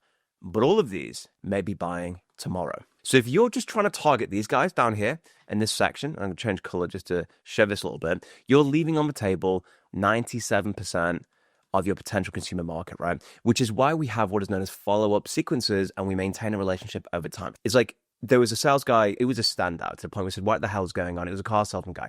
And he said, how are you doing this? He said, my objective isn't to get them to buy today. The question was, what can I do to make it most likely that when they need to buy next time, when they need to buy in the future, they will come to me. So a poor salesperson who's not thinking longer term, remember, the longer term you think, the more successful you will be. It's a general principle, okay? Is thinking actually, even if they don't buy today, they can actually buy from me in the future. They may not be buying right now, but in 4, 5, 6, 7 weeks time, or a few months time, they come back and you are the obvious choice because you've crushed it. Okay, some sales just take longer. Now, this is a good general blueprint you could use in terms of when you contact and what it looks like. I like to think about things operating on a 90-day cycle, right? So you're going to reach out on day 1. You're going to add that lead magnet. You can add some beautiful, clear value. Day 3, you may like and comment on a post. You may warm up socially. You may be engaging in on different platforms. Think about non-saturated platforms. Like, everybody is trying to email. I hired an executive assistant a couple months ago. I posted it, interestingly, on, I'll show you right here, Upwork, right? And on Upwork, I had 20 applicants at least to this thing. So 20 people said, hey, Jack, I want to get involved. But only what one person did? One person came over and DM'd me on Instagram. And they said, hey, I saw your video. They actually see my video. I did one on Canva automation. It was very cool. And I would love to be on the team. Do you know what I did? I didn't even bother checking these guys out because she took initiative, and I was like, okay, cool, beautiful. And that actually works for me, and she's increased over time, and she's crushing it, and it's a really awesome thing. So that's how she got the job. Is she was the only person that followed up on a second platform. So if you're just sending them an email on one platform, you leave them on the table. You genuinely are. So it's about making personal connections, having them conversations, and breakup message is an interesting one, guys, because oftentimes, if you say, hey, sounds like you're too busy for this, I'm actually going to stop contacting you now. If you need any help out in the future, blah, blah, blah. These breakup pickup emails often get things, get people to reply to them. They're a really great email to break up with people. Okay, beautiful. Now, I want to talk about labs. So labs, we talk about this concept. This is how you're going to manage everything you do. Everything comes down to leads. It comes down to appointments. It comes down to presentations. And then it comes down to sales. And you're going to basically track these numbers every single week in your CRM. How many leads you got? I got one. In fact, we'll use a slightly different color just to make sure this is easier to visually see. You could say, cool, how many leads I got? I got 100 leads. Awesome. From that, I got 40 appointments. And of those 40 appointments, we'll just say half of them turned up. And then we had a conversion rate of 30%, which means that turned into 6 sales. And like I always say, you're going to use these then to decide and focus on where specifically you're going to apportion your efforts in that whole entire process. So for example, one of the things that we could do very easily, if I just come over here, is to build a lead magnet for our dentist, okay? So let's just find out a dentist together. And this is a strategy going to do. This is going to be a SaaS lead magnet, which is very cool. So say we found a dentist we like, and we think they can get more conversions from their homepage. Right, that is the homepage, and we think, dude, we are going to increase your conversions on that. We're going to use 2 softwares. We're going to use Lovable, right, and then we're going to use NA10, and we're going to blow that mind with it. Okay, so check this out. So let's just say, for argument's sake, let's go over and build this. So I'm going to come over here to Google. We're going to go for dentists leads, which is the beautiful city in which I live. Fantastic. So let's look at what's popular here. Okay, 3.3k Yorkshire Dental Suite leads. Awesome. They're doing ads. That's how they're getting things. Let's check out their website real quick. Okay, guys, so I found one here. These guys are called Your New Smile Starts Here. They love Google reviews. So what's interesting here is that we could potentially offer them the automatic, and I did this on my YouTube channel. If I just go to YouTube, Jack Roberts. I did a video which is like you can automate like basically getting Google reviews, which is very, very cool. So pull this up real quick. Let's have a quick look. Here we are. Beautiful. And we come down. If I just Google review automation. Okay, there you go. So this is like an automation you can sell to businesses. Very, very cool. Just generates Google reviews out automatically. Very nice. One thing I'm thinking here is let's have a look at their Instagram to see what they're doing on that. So social is a really cool one. We click on Instagram. Let's have a look what they're doing and how they're getting on. 124,000 followers. So they're doing really well. Isn't that really cool? Yorkshire Dental Suite, UK's #1 Google rate clinics, as seen on BBC, Channel 4, Channel 5. That is awesome. So they're finding a really good and effective Instagram strategy, which I think is ace. So let's take a look through their funnel. So I click on Inquire Now, for example. It's a form here, which is decent. So this isn't very good, right? I mean, it's cutting like half the page off, which is very bizarre. So let's just see what's going on there. So one of the things I'd be thinking about here, guys, is they're very successful. They've got a lot of good reviews, good social proof, which is fantastic. But I come down, you know, the website's not optimized. I'm not a big fan of this at all. And then look at this, like name. Okay, so if I just enter some information real quick and just see what happens. Cool, so I've entered in some crazy information. I click on Inquire Now, quick, for instance. Okay, thank you for inquiring. Make a decision about your smile, and blah, blah, blah. Prefer to message instead. Start WhatsApp chat. Really weak CTA. Nobody's going to do that, okay? And then they've got testimonials, which is cool. I'd actually say, you know, what they probably want to do is front load those testimonials, if I'm honest. So let's do something interesting. Let's actually rebuild them a contact form that I think is going to be kick-ass. So let's go to lovable.dev, and we're going to build this. We're going to integrate it with NA10. So I could say, hey there, what I'd like to do is build a very beautiful, modern, sleek website for a dentist. I'm going to basically paste all the information like it down below. The center of the page is going to be a contact form, but it's going to collect the following information. The information I'd like to collect is name, email, phone number, what treatment they would like to do, the practice they would like to select, and obviously just pick 5 random cities for argument's sake and choice of practice, and interest, just type in 10 random dental treatments, and the bottom, how they can help, and then the button that says inquire now or have a conversation now. And I'm going to post some of the text of the information for the website and also a logo. Okay, cool. Then what we do, guys, is we're going to come back over to their website real quick. I'm going to scroll up. I'm going to grab Yorkshire Dental Suite logo. So if I just come over to Google, I'll type this in. I just type in logo. I come over to images. And this is the one here, okay? Beautiful, copy this, come back over to Livable. There's the logo. And I'll put site info. And what we could do is come over here, come back over to the website real quick. All right, cool. So we got this information, come back to Livable, hit enter, then we go. Beautiful. Next thing I'm going to do is head over to 11 Labs, because I'm probably going to create a voice agent that they can have a conversation with. I think it'd be an interesting one. Well, we could either do a voice agent, if you want to, guys, like this voice chat thing down here, or the other thing we could do is integrate it with NA10 to do some automations, and I'm inclined to do both of those things. So what I could do, for example, is come down here on the left-hand side to agents. That's fine. Conversational AI. We want agents. Cool. And I'm just going to kind of give you a very high-level overview of this. New agent is going to be a sales agent. That's very cool. Create agent bottom right. Dental sales. Guys, should we give it a big tooth as well? I think a big tooth is important, yeah? Okay, tooth. Cool. create agent. Obviously, when you do this, you're going to get very detailed. You're going to understand the sales processes. English is fine. Okay, personality. So what I'm going to do is head over to Claude real quick. Okay, fantastic. I would like you to rewrite the below prompt for Sarah. Sarah is a person who's going to help with talking to customers on a dental website. Her objective is to be friendly, helpful, with the view of booking in a 15-minute consultation. Understand their issues, have a great conversation, be bright, be informative, and if they want to book a 15-minute conversation, they can absolutely do that and take information to complete that. Prompt to modify. You'll just have it nailed down to a science. A buddy of mine, Guy, my accelerator, he actually charges like I think $1,000 for setting these up, and it's just on retail, which is a voice where it actually will call you and things like that. This is just an example of something you could integrate. You could even have it call them, which is what I would recommend. So essentially what you would do with these businesses is you'd set up a system. I'm just kind of showing you the art of what's possible, but the system would be something like this. We would say this is our roadmap, okay, and you'd talk this on the form. You'd have contact form, okay. After contact form, the following happens, right? They get SMS, they get email, and they get a phone call. What we also do on top of this is we install a chatbot here that sits on the website, and its job is to answer questions and get them to complete this. Or alternatively, it itself can take the information and feed it into here. So we've just increased the number of this number here. Then this happens. Then they're getting SMS. SMS, by the way, 98%. The next thing we're going to be doing is beginning an email sequence. Okay, so they get email 1. Beautiful. Then we're going to get email 2. And then when the date comes up, we're going to do a confirmation. And you'd have all of this, by the way, in a very simple, intuitive way to understand, laid out. And we would build that graphic and just say, hey, they start here, then they go here, then here, then here, then here, then here, and then guess what that ends up in? This here. And you need to go through the process yourself to understand the current status quo. This is why I say quality just gives you an edge that you cannot replicate. All right, sweet. So we've done this thing. Let's just see what we've come back with here. I'd like you to maintain the things that include there, like the hashtags and everything else like that. Don't go over the rails. Just kind of modify the prompt I gave you. It's for a voice AI agent. Thank you. Fantastic. So we've got this information here. Now we can add dynamic variables where we actually give it the ability to check calendars and that sort of stuff, which is very, very interesting. And I've done a full video on the channel breaking that down, and I'll link that down below. Let me just find out for you right now. It's this powerful voice agent, guys. It's a full tutorial. I show you how you integrate this and get it to check your calendars and stuff like that. It's how to build realistic AI voice agents. I won't include it here just out of respect for your time, but if you just watch that beautiful 45-minute video, you'll be able to do this and get the full integration. I just kind of want to show you the art of what is possible. Okay, now we've got lots of interesting settings here. Gemini 2 Flash is decent.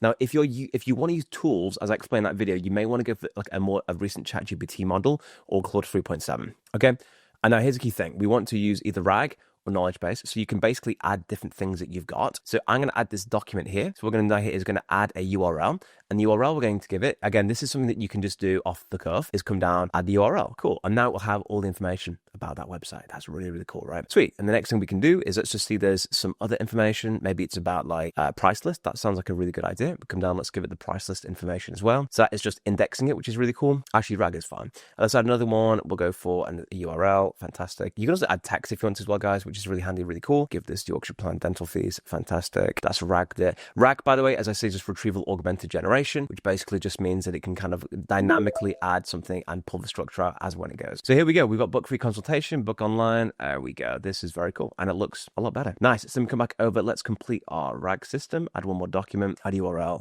Fantastic. Sweet. And then the last thing I want to do is kind of just lean into their color palette. It's going to come down here and let's just grab this information here. Okay, let's copy clipboard, come back over to Lovable. Hey there, what I'd love you to do is just kind of update the color palette in accordance with this, please. Make sure that the actual banner itself is visible and the logo doesn't stand out and isn't too square. Thank you so much. Don't abbreviate the logo unless you see it specifically in this image. Okay, boom, put that one over there. Fantastic. And we've kind of built something that's very cool here, right? So we've got this information here, have a conversation now and quiet now. You know, not bad for just one prompt, but you'd play around with this, right? You'd get a template, you'd get the prompt that you give to Livable, which is very decent. Now let's come over to our conversational AI. That is just indexing it finally. And what we can do is, first of all, let's just choose its voice. You can connect this. Let's have a quick look. The years teach much, which the days never know. Okay, so we want British, because it's a British website. It's not about what we have or what we achieve, but about how we experience each moment. Cool. This is the most profound secret of life. You got it, brother. I like it. Let's test them out. Okay, let's just come down. Okay, you're going to come down here as well, guys. You're going to copy this embed code, which is important. Come back to the agent, come down, then click save. Okay, so now we've got Archer. Beautiful. All right, quick. And just make sure that we've got the information. So let me just paste the embed code here. You come back over to this. We're going to copy, come back over here. get rid of all that stuff, come down, and then it says save. Excellent. Now we can test the agent and have a chat with him. Hi there, I'm Harper from 11 Labs. How could 11 Labs conversational AI help your business today? Okay, so he still thinks he's from 11 Labs. It's because it didn't really engage in that. Let's have a look. Oh, I see. It's because the first message. Hey there, I'm Archer from Yorkshire Dental Suite. How can I help? Okay, now let's save this. Are you ready for this guy? This is where it's really freaking cool to this out. Hey there, I'm Archer from Yorkshire Dental Suite. How can I help? Archer, I'm interested in some, I don't know, composite bonding. How much is that, by the way? I can certainly help you with information on composite bonding. To give you an accurate idea of the cost, it would be best to book a quick 15-minute consultation. This way, we can assess your specific needs and provide a precise quote. Would you be interested in scheduling a consultation? Yes. So that's cool. The reason why I said Sarah is because I didn't update this, right? So basically you'd have this and it wouldn't need to repeat himself, but that's basically how we do this. So we'd play around with that, get it crushed, watch that full guide if you want to know how to build these ones out. Come down to the widget, click the embed code. Now, guys, check this out. This is cool. We'll come back over here. I'm going to say, awesome. I'd like you to embed this HTML into the website, please. Also, you've removed the logo. Make sure the logo is visible. Thank you. Bada bing, bada bum. Give that a hot second. It'll update it. And then what we'll be able to do with them actually is have this voice agent in the bottom right. And what you would do is just specify that out, make it as helpful and valuable as possible. And then you can actually, now you've got a lead magnet. Now you've got a lovable enabled lead magnet that will absolutely crush it and makes a lot of sense, which I think is code for very cool freaking news. Guys, and look at this. It has now finally happened. Check this out. I come down, need help, start a call. I agree. Hey there, I'm Archer from Yorkshire Dental Suite. How can I help? Archer, how's it going, brother? I'm doing well. Thanks for asking. What brings you to look into dental care today? Dude, I have lost my front two teeth. I don't know what to tell you. My chick's trying to put braces on me, dude, but I don't know what the hell's going on. Oh no, that sounds like a tough situation. Losing your front teeth can definitely be upsetting, and I understand your hesitation about braces, especially when you're not sure what's going on. I'm here to help clarify things. To start, have you considered any options for replacing your missing front teeth? Dude, I haven't. I mean, like, what kind of services do you offer, bro? We offer a few options for replacing missing teeth, including dental implants, bridges, and dentures. Each has its own benefits, and the best choice for you will depend on your individual needs and preferences. Would you like me to briefly describe each of those options for you? I'm okay, thank you, man. Guys, and just like that, the whole thing's set up, and you can also have now imagine being Yorkshire Dental Suite. We need to get the logo in there, so we just need to remove that, obviously. But imagine being these guys getting this website. So, dude, I think you're leaving conversions of the table. But I just built this voice agent for you. It's trained on all. They're not going to know how easy it was for us just to get this stuff from their website. Obviously, we would just we can even scrape their entire website. Like, check this out. I come over to Appify. If I come over to Actor, if I just come all actors, right? If I get some website content crawler, come down. Check this out. I come down. I enter in their entire website. This is the process that I would do. And I'll just freaking stay and start. And what this will do is scrape everything, every single page on that website. And then what we would do, guys, is come over to 11 Labs, and in the agent and under the information section, where we can just give it information and knowledge, we would just upload the website. And now it knows everything about the website. We could even, if we want to, like I just showed you, go to their Instagram and we could scrape all of that stuff too. So you can start to see the potentials of this sort of thing, right, guys? So effectively, we're getting these lead magnets that are kicking ass. Let's just recap, okay? We found the leads using scrapers, right? And then what we do is build an incredible lead magnet, right? And when we get resonance on that lead magnet and we know it's kicking ass, we then run them through a process that looks like this. We say, look, this is a systemized process. We don't sell AI. We sell conversion systems. And by the way, it saves you X, Y, Z dollars, right? And then we begin the whole different conversations. Now, the next module, we're going to cover actually how you convert and sell those, which is going to be a critical piece. Because if you don't know how to do that, once you get them on the phone call, you're not able to turn this incredible momentum in clients into cash. And then we're moving on to the cash collection stage. And guys, there's two final things I want to impart with you to take everything that we've covered in this video. And if you've made it this far in a video, you're a rock star. You're freaking awesome. I want to cover on cash collection, and then one other really important thing. Now, when I say cash collector, what do I mean? Well, basically, all it is, if you can think about it like this, it's basically turning all those eyes, all those beautiful conversations into dollar signs. A lot of people leave, I'm on it, so much money on the table. I've been in rooms negotiating six-figure contract, like per month deals with some of the principles that I'm going to show you in this section. And I'm going to show you something epic after that. So let's have a good look then. So if I come down, what really is the optimum structure for a sale? So you've got, in this case, agency. And think about it like this, okay? See, we've got people that are interested, right? We found the leads. We've got Mrs. and Mr. We've got Mr. Higgins over here, okay? He lives at 9 Higgins Avenue. Why am I writing Higgins Avenue down? Don't ask too many questions. But anyway, we've got Mr. Higgins at 9 Higgins Avenue, and we have reached out to him, right? And we have done We have basically blown his mind. He's like, whoa, this is crazy. I can't believe how cool this is. All right. And he says, cool. Well, listen, I'll jump on a call with you. Okay. But the question is like, okay, he's interested. He wants to buy the thing. He's got money. But the question is, how do we get him from being interested to us getting this? Like, what is the journey and the steps? And I would impart this onto you as a concept, first of all, because it's like tactics without understanding the strategy are not useful for you. Like, I train jiu-jitsu. I love MMA. You can show specific moves, but it's the concepts that are most important. Because if you understand the concepts of something, you'll know when to apply it in what situation. But if I just say, hey, say this line, and you don't understand why you're saying it, you're not going to win, and I want you to win. So here's a concept of time, okay? We want, on average, less is more, okay? We want the selling to happen before the call. So think of the concept as pre-sale. The selling actually happens off the call, right? Now, if you think about structurally, how many conversations do we want? There's a couple ways that people do this. Some people have a discovery call where they discover the world, and then they'll do a proposal. I'll just put it down here just so you can see. Proposal, and then you do X, Y, Z. Personally, my favorite way to do this is simply blow them with value, have a discovery call where you have an offer to pitch them. And I'll show you exactly how you actually do this. Offer to pitch, no tactics, no gimmicks. We're going to blow them away with value. The offer is going to be such a freaking no-brainer. They're going to be like, oh my gosh, I need this yesterday. What on earth am I waiting for? Okay. And then they sign up on the call. Okay. They just go and they sign up with it then and then. So fundamentally, we want the ability on the discovery call. If it makes sense, say, great, cool. Do you have your card? Let's cut that payment right now on the call. So I prefer you to do that way. Every client is different. So sometimes you get clients on the call that just want to buy. Like at that point, you shut up and don't talk and just let them do it. The other alternative to this is you just do the discovery conversation. Okay. You then send them a proposal. But the problem with this, guys, okay, is that if you have a discovery, okay, you shouldn't really have to leave the call to price things up. You should have something that solves that need on the call that they can say yes to. Okay, so you're losing customers by doing it that way. In my opinion, having a shorter sales process from longer is better. That said, if they are particularly large, expect to have lots of conversations. But this is where one of the core fundamental sales principles comes in, which is, you probably heard of it, BAM, FAM. And it just means book a meeting from a meeting. Whenever you have a conversation, you diarize it. You get that plugged in right there. I feel like, well, I'm not sure and I've got time.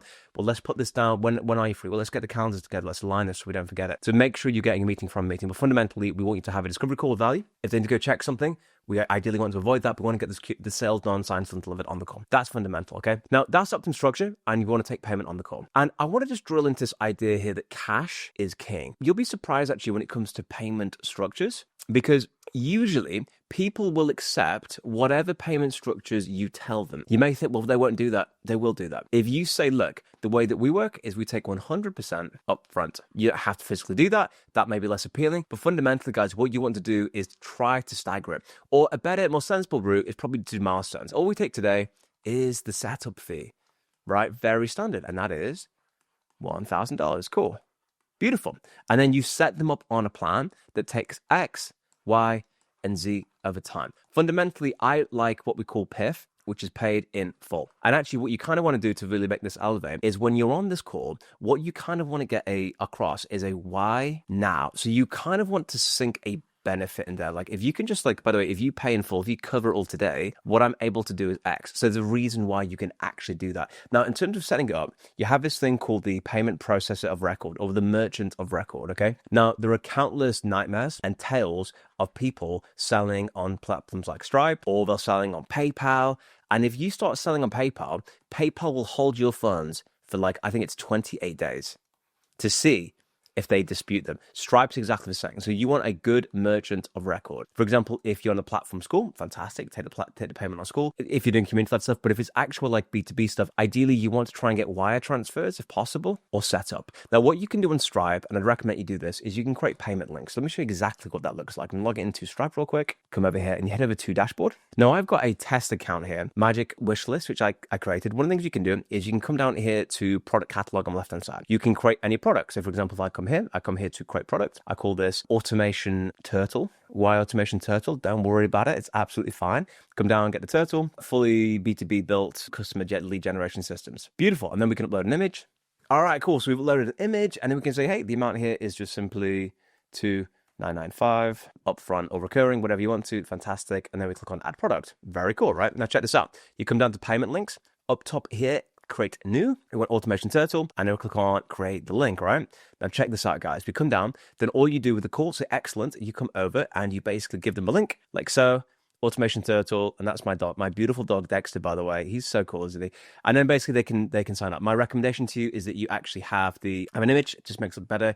If you are going through Stripe, just remember that you're going to have to faff around with international taxation systems. So it's much better to have a good merchant of record. Awesome. And guys, that's as simple as it is. So just collect as much money as you can on the call. Ideally, you go for that. And that's the best way to set it up and make it simple. Now, let's talk about what to charge. I want to talk about a concept here called anchoring, right? And that's a sense of like, if you say to somebody, look, our automation systems, okay, retail are basically the $10,000 systems. We don't sell anything for under $10,000. That's our thing. Some people, by the way, have a mega price. Not even 10K, call it 75K. The only caveat is the price can't be so high that they don't think it's reasonable. So realistically, if you're selling something at 10K, you probably want to have a product around 50K, right? And you think people won't buy it. I'm telling you, people buy it. Like I created a product and I was like, I actually don't want to do this. I'm going to set a price that's so ridiculous that people won't buy it.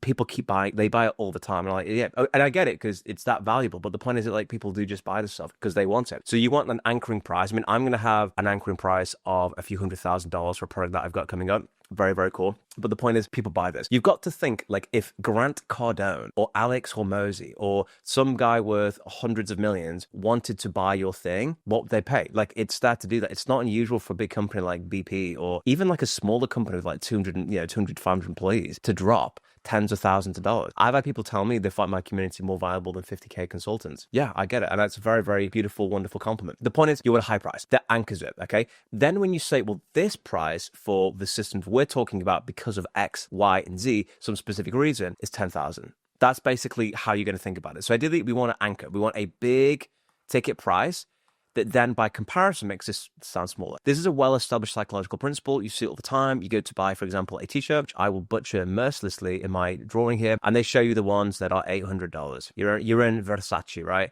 $800 t-shirts everywhere. Oh my gosh. And then you see one over here, guys. And this t-shirt, okay, very cool. But oh my gosh, it's like $195. You're thinking, dude, this is a crazy deal. Think, guys, in terms of how you articulate, because think about this, right? There are many ways that you could physically price your services. One could be, hey, well, why don't you just pay me per hour? Terrible way to do it, right? Because you're never going to out-earn time. You ideally want to set a structure up where you get paid when you're sleeping, you get paid when you're alive, you just get paid for the value, right? So ultimately, you want to get away from this hourly-based pricing. And the best way to do that is to structure something over the long term, okay? So when you're talking about things, like, for example, I had a conversation with a strategist for YouTube recently. Again, because like you've got to invest in growth and education. You can never think you know enough of anything. You must always have the heart of a student, right? So I spoke to him about it. And one of the things he said to me, and again, this is something I'm very aware of, but he said, well, look, we only work on, let's say 3 months or 6 months minimum. And the reason we do that is because you need that amount of time to get the return on investment and start to see the results. And I've seen that people say that for 12 months, like we work on 12 months minimum. And the reason for that, by the way, is because we had so much value at the beginning and then we need to maintain it to make sure you get the full value out of it. And as long as you say this word, and this is a magical word, and Cialdini's done studies on this, if you say the word because, that's it. The famous example was they did a copy, they had like a printer basically. And what they did is they said like to these individuals, like, can you cut in line? And what they found is even if you said the word because, even if your reason was nonsense, like, hey, do you mind if I jump in front of you because my cat just turned 6 yesterday? It had made no difference. It's just the fact you said because. So I want you to start anchoring your deals on longer time horizons rather than short things, okay? The other thing I want you to do is when you're having a conversation about all the matrix we talked about of value, but they're kind of like, value down here and then difficulty over here. And we focus on this zone here is you've now got a roadmap, okay? So you're working as a consultant rather than on a per project basis. So ignore per project basis. You want to drive yourself as a consultant and just say, dude, you know what, man? Like our per project rates are really expensive. Like they're really expensive. They're like, I don't know, $12,000 a project, right? But if we come in as a strategic consultant partner to you, and that basically means there are other projects, you just get us on board like Pop a Team. We do that at $7,995 for a month. Yeah, that has, by the way, 3-month minimum because, basically we need that just to even get momentum results and to be worth our time. And then it's cancel anytime you want to. All of a sudden, this freaking 8K standing pretty decent. I probably would even push this one higher. You might say we're 18K per project, but we come on at 8K a month on a consultancy deal and we'll help you get your own XYZs, right? And then you start stacking it, right? And bonuses. And you want to have plus, okay? Think of your bonus value stack, that each bonus, X bonus, Y bonus, Z bonus justifies itself the price tag. So what we'll do for this 8K is we will install for you, by the way, a fully qualified AI automator that does X, Y, Z. And what we'll also do is give you a roadmap. Do you see what I'm saying? You start to ... all the way out. Perfect. The other thing is, who owns the automations? Ideally, the person that owns the automations is you. But automations are becoming a commodity. The real value is the strategic implementation and knowing where to knock on the pipe, so to speak, like the plumber analogy. So look, value-based pricing, what you could do, now think about this, there's two ways you can do it. One is, hey, I'm making more money, which is cool. And the other one is, you're stopping me from losing money. If you're making a direct cost saving, in other words, hey, you've got this thing that costs you 5K that now is going down to zero, you can very easily just take a percentage of that. You know, that could be 20% up to 50%. Or even more, but you can't really go above 50% on this kind of pricing basis. But like anywhere in this range is absolutely fine. And by the way, I've done this. I charged the company, it was an annual contract. It was 25K per year minimum. So this was whether you do 1 or 1,000, it's 25K per year. And then for every unit we processed, you give us £10.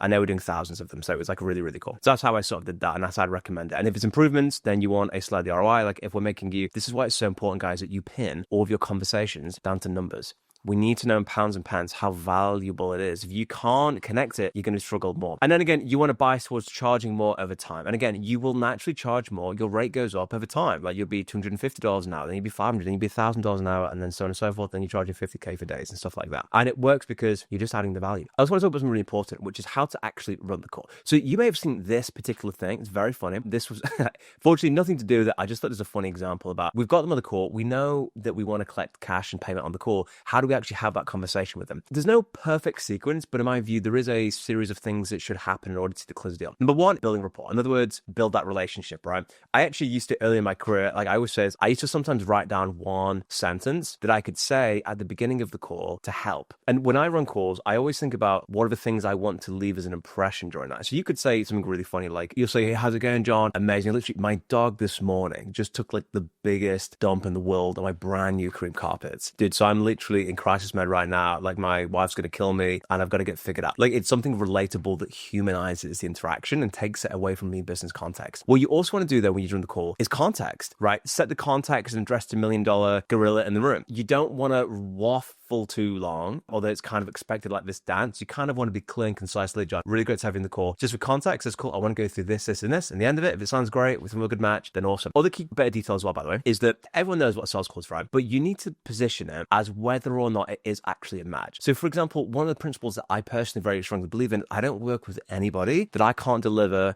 a return on investment for, because it just goes against my ethics. I just can't do it. I won't do it. I've had people that have been desperate to come into some of my products and stuff. And I've like, dude, like you're not in the position right now. Like go and take all this free stuff I've got, learn that, crush that, and then come back to me when you've got a certain level. Like I genuinely want people to crush it and win. And so I'm very ethical about it. If I can't really genuinely deliver them an ROI where they give me X, right? They give me 10, they give me 100, and I can turn that into 200, 500, whatever it is, and they can live the life they want to live or whatever, then I won't do it. So I always say the way we position it is like, if we can't deliver return on investment, then we don't work with it. So part of it is just finding out if like, you know, you're a great match for us and if we're a good match for you. That sound cool? Awesome. So rapport building, they've got it, you love them. Second point is pain point. This is super cool because people will not buy products. Okay, like let's say it's a magic medicine, okay? And this magic medicine was over here and we'll call it medicine X, right? And if this solves ailment Y, we're never going to buy it unless we think we have the problem that it's solving. So what's really important here, guys, is that you find out what the pain point is. So the conversation sounds something like this. So let me just understand then. So you don't have fully fleshed out onboarding systems, okay? All right, that's interesting. Or like you're not getting XYZ systems, right? Okay. And that's costing you, how much is that costing you? Not like losing those leads. Oh gosh, that must be costing us something like $50,000. Right, okay.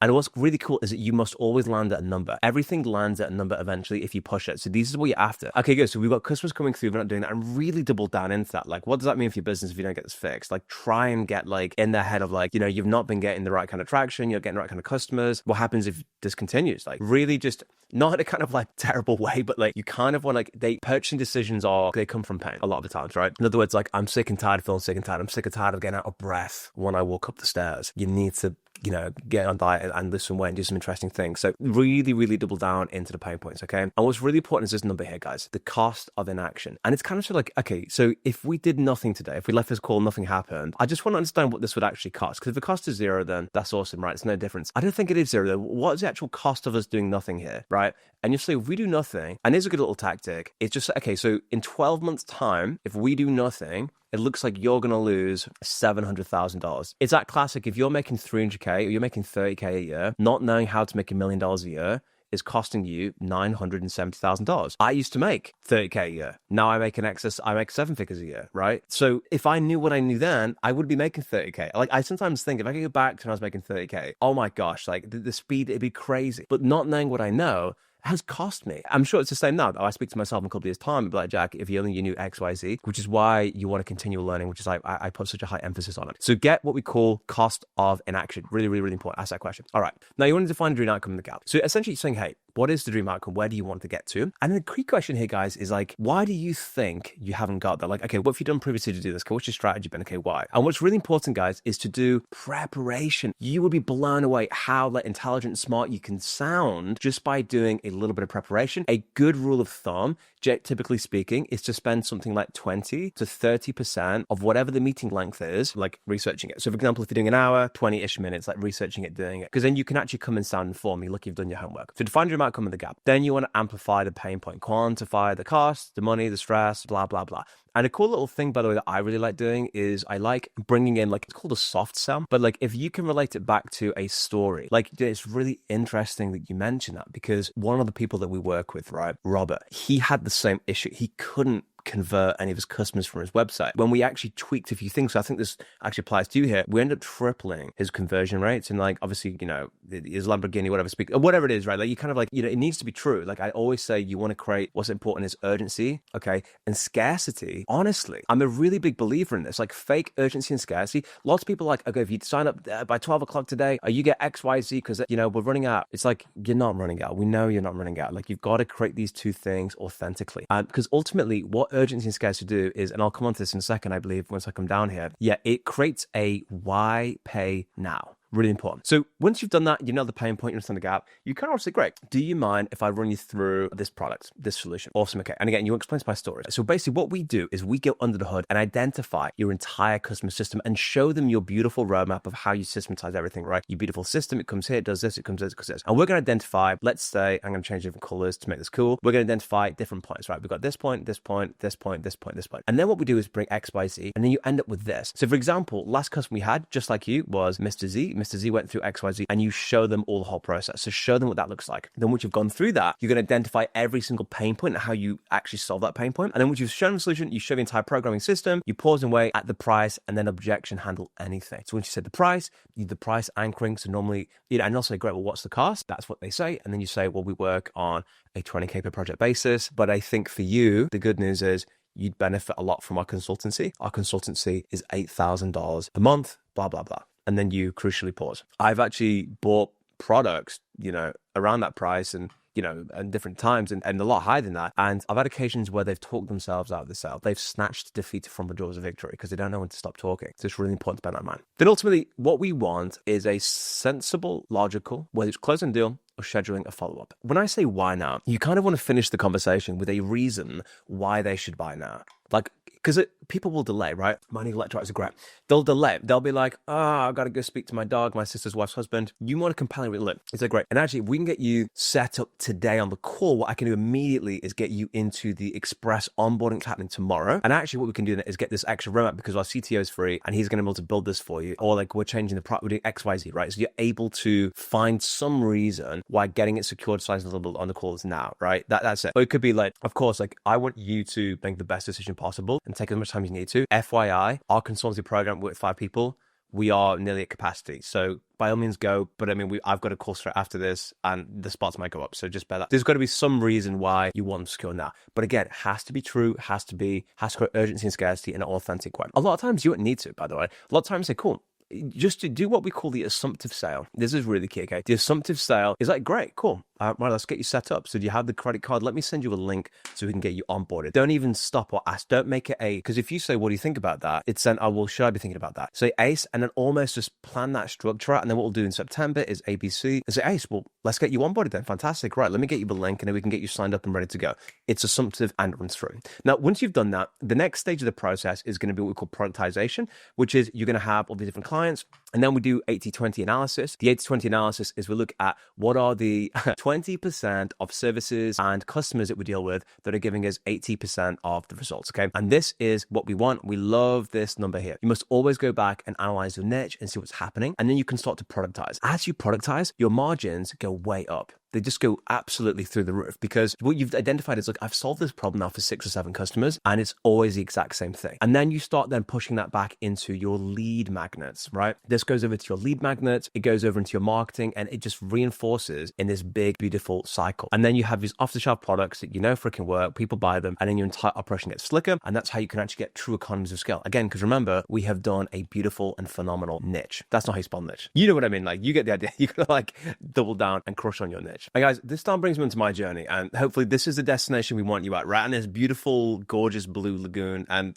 having a great time. For me, when I started up, right, I had a job. I mean, I used to get paid £4.97 at McDonald's. I did so many sales jobs that I hated. And I remember there was a point where I realized, like, if I really wanted to make it in business and do something big, I couldn't be like an employee anymore. And I was like, I'm going to make a stab at this business thing, right? And I did my first startup selling like t-shirts, and I think we sold 1 t-shirt in about 5 months. It was like, we did 6 rebrands, sold 1 t-shirt in 5 months, and I was like, man, this really sucks. And I'd see people around me that were getting promotions, and I was like, wow, like the competitive person in me was kind of like, I want to do that. And it's like, oh, this person's now making XYZ, and I was like, I just knew in my heart that if I stuck with it, that it would look like a bad decision in the short term, but over the long term it would be a really good decision. And I worked ages for lots of time without getting any results. And then I always say that, like, for me, it always goes like nothing at all and then all at once. And you work through all these things, you get resilience, you go through periods where you think, dude, none of this is going to work. How the hell is this going to work? And I mean, if I could go back and explain, like, it would be unbelievable. I didn't have someone like me to say, Jack, these are the things that you need to do to crush it, to shortcut your learning. And I've made, like, of all the mistakes, guys, let me tell you, I've made so many freaking mistakes on the journey. And that's why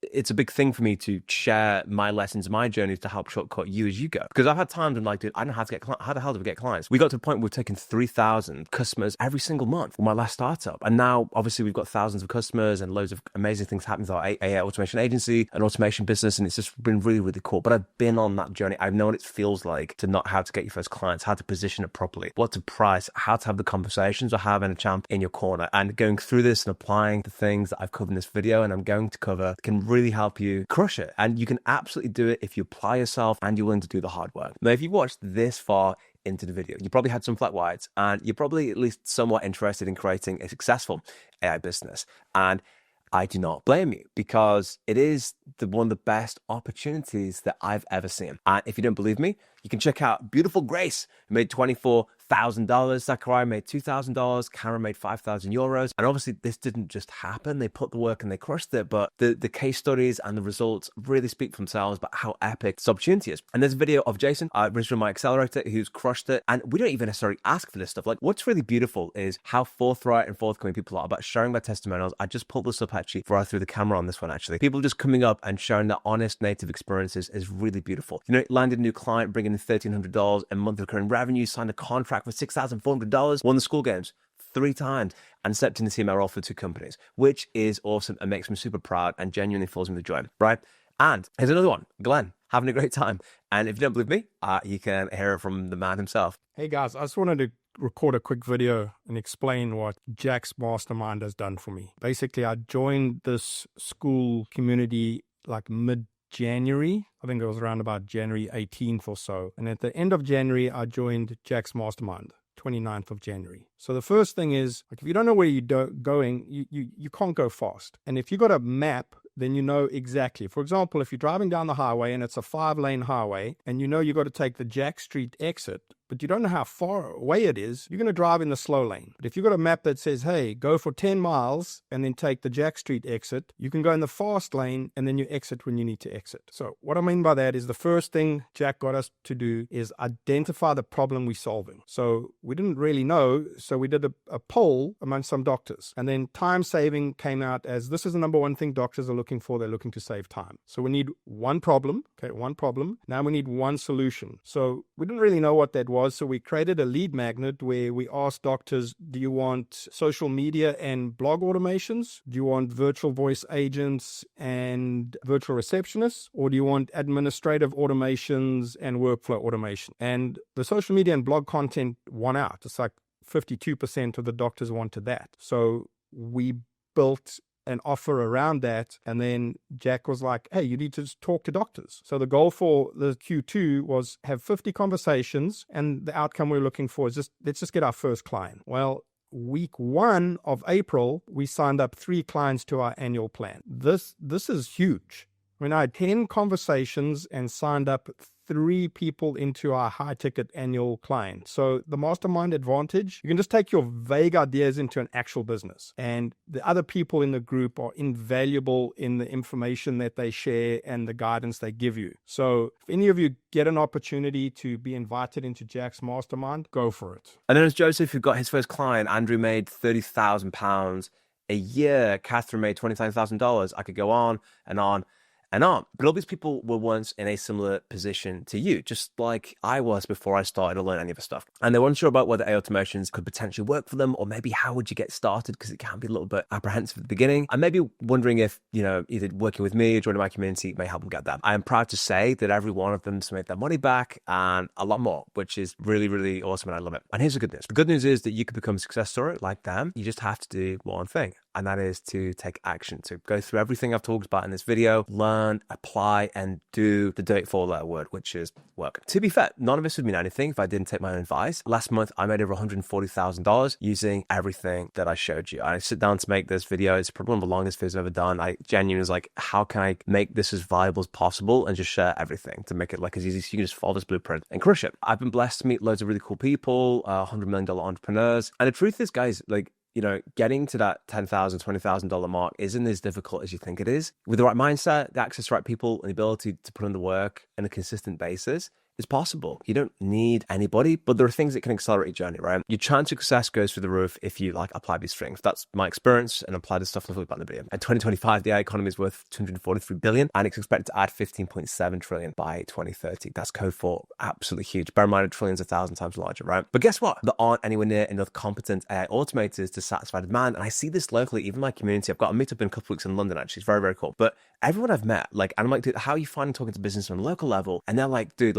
most of them don't even know how to spell AI. You can think that it's really saturated, guarantee that it isn't. Most people don't do it, and the demand far outstrips supply, which is great news. And also means it's one of the best markets to grow millionaires, because the value delivered to businesses is undeniable and the supply is vastly, vastly underserved. So if you've watched this one's video, I can confidently say you're a badass. And I want to say you should be super proud of yourself. You've crushed it. You've got at this point in the video. That takes attention span and a lot of caffeine, right? And if you'd like to get there faster, quicker, and have me on your team, you're welcome to apply to our growth accelerator by clicking the link down below. We do not accept everybody.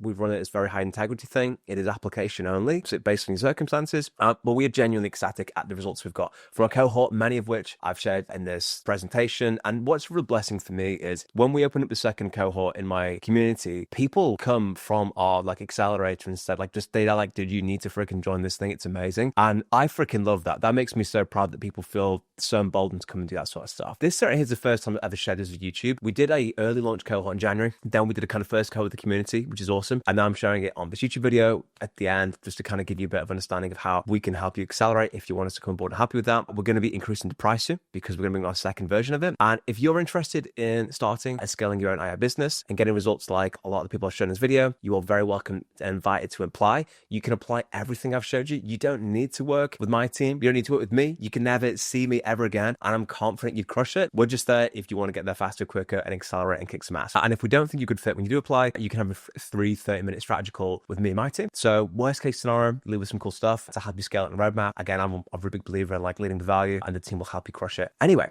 with that in mind, go crush it.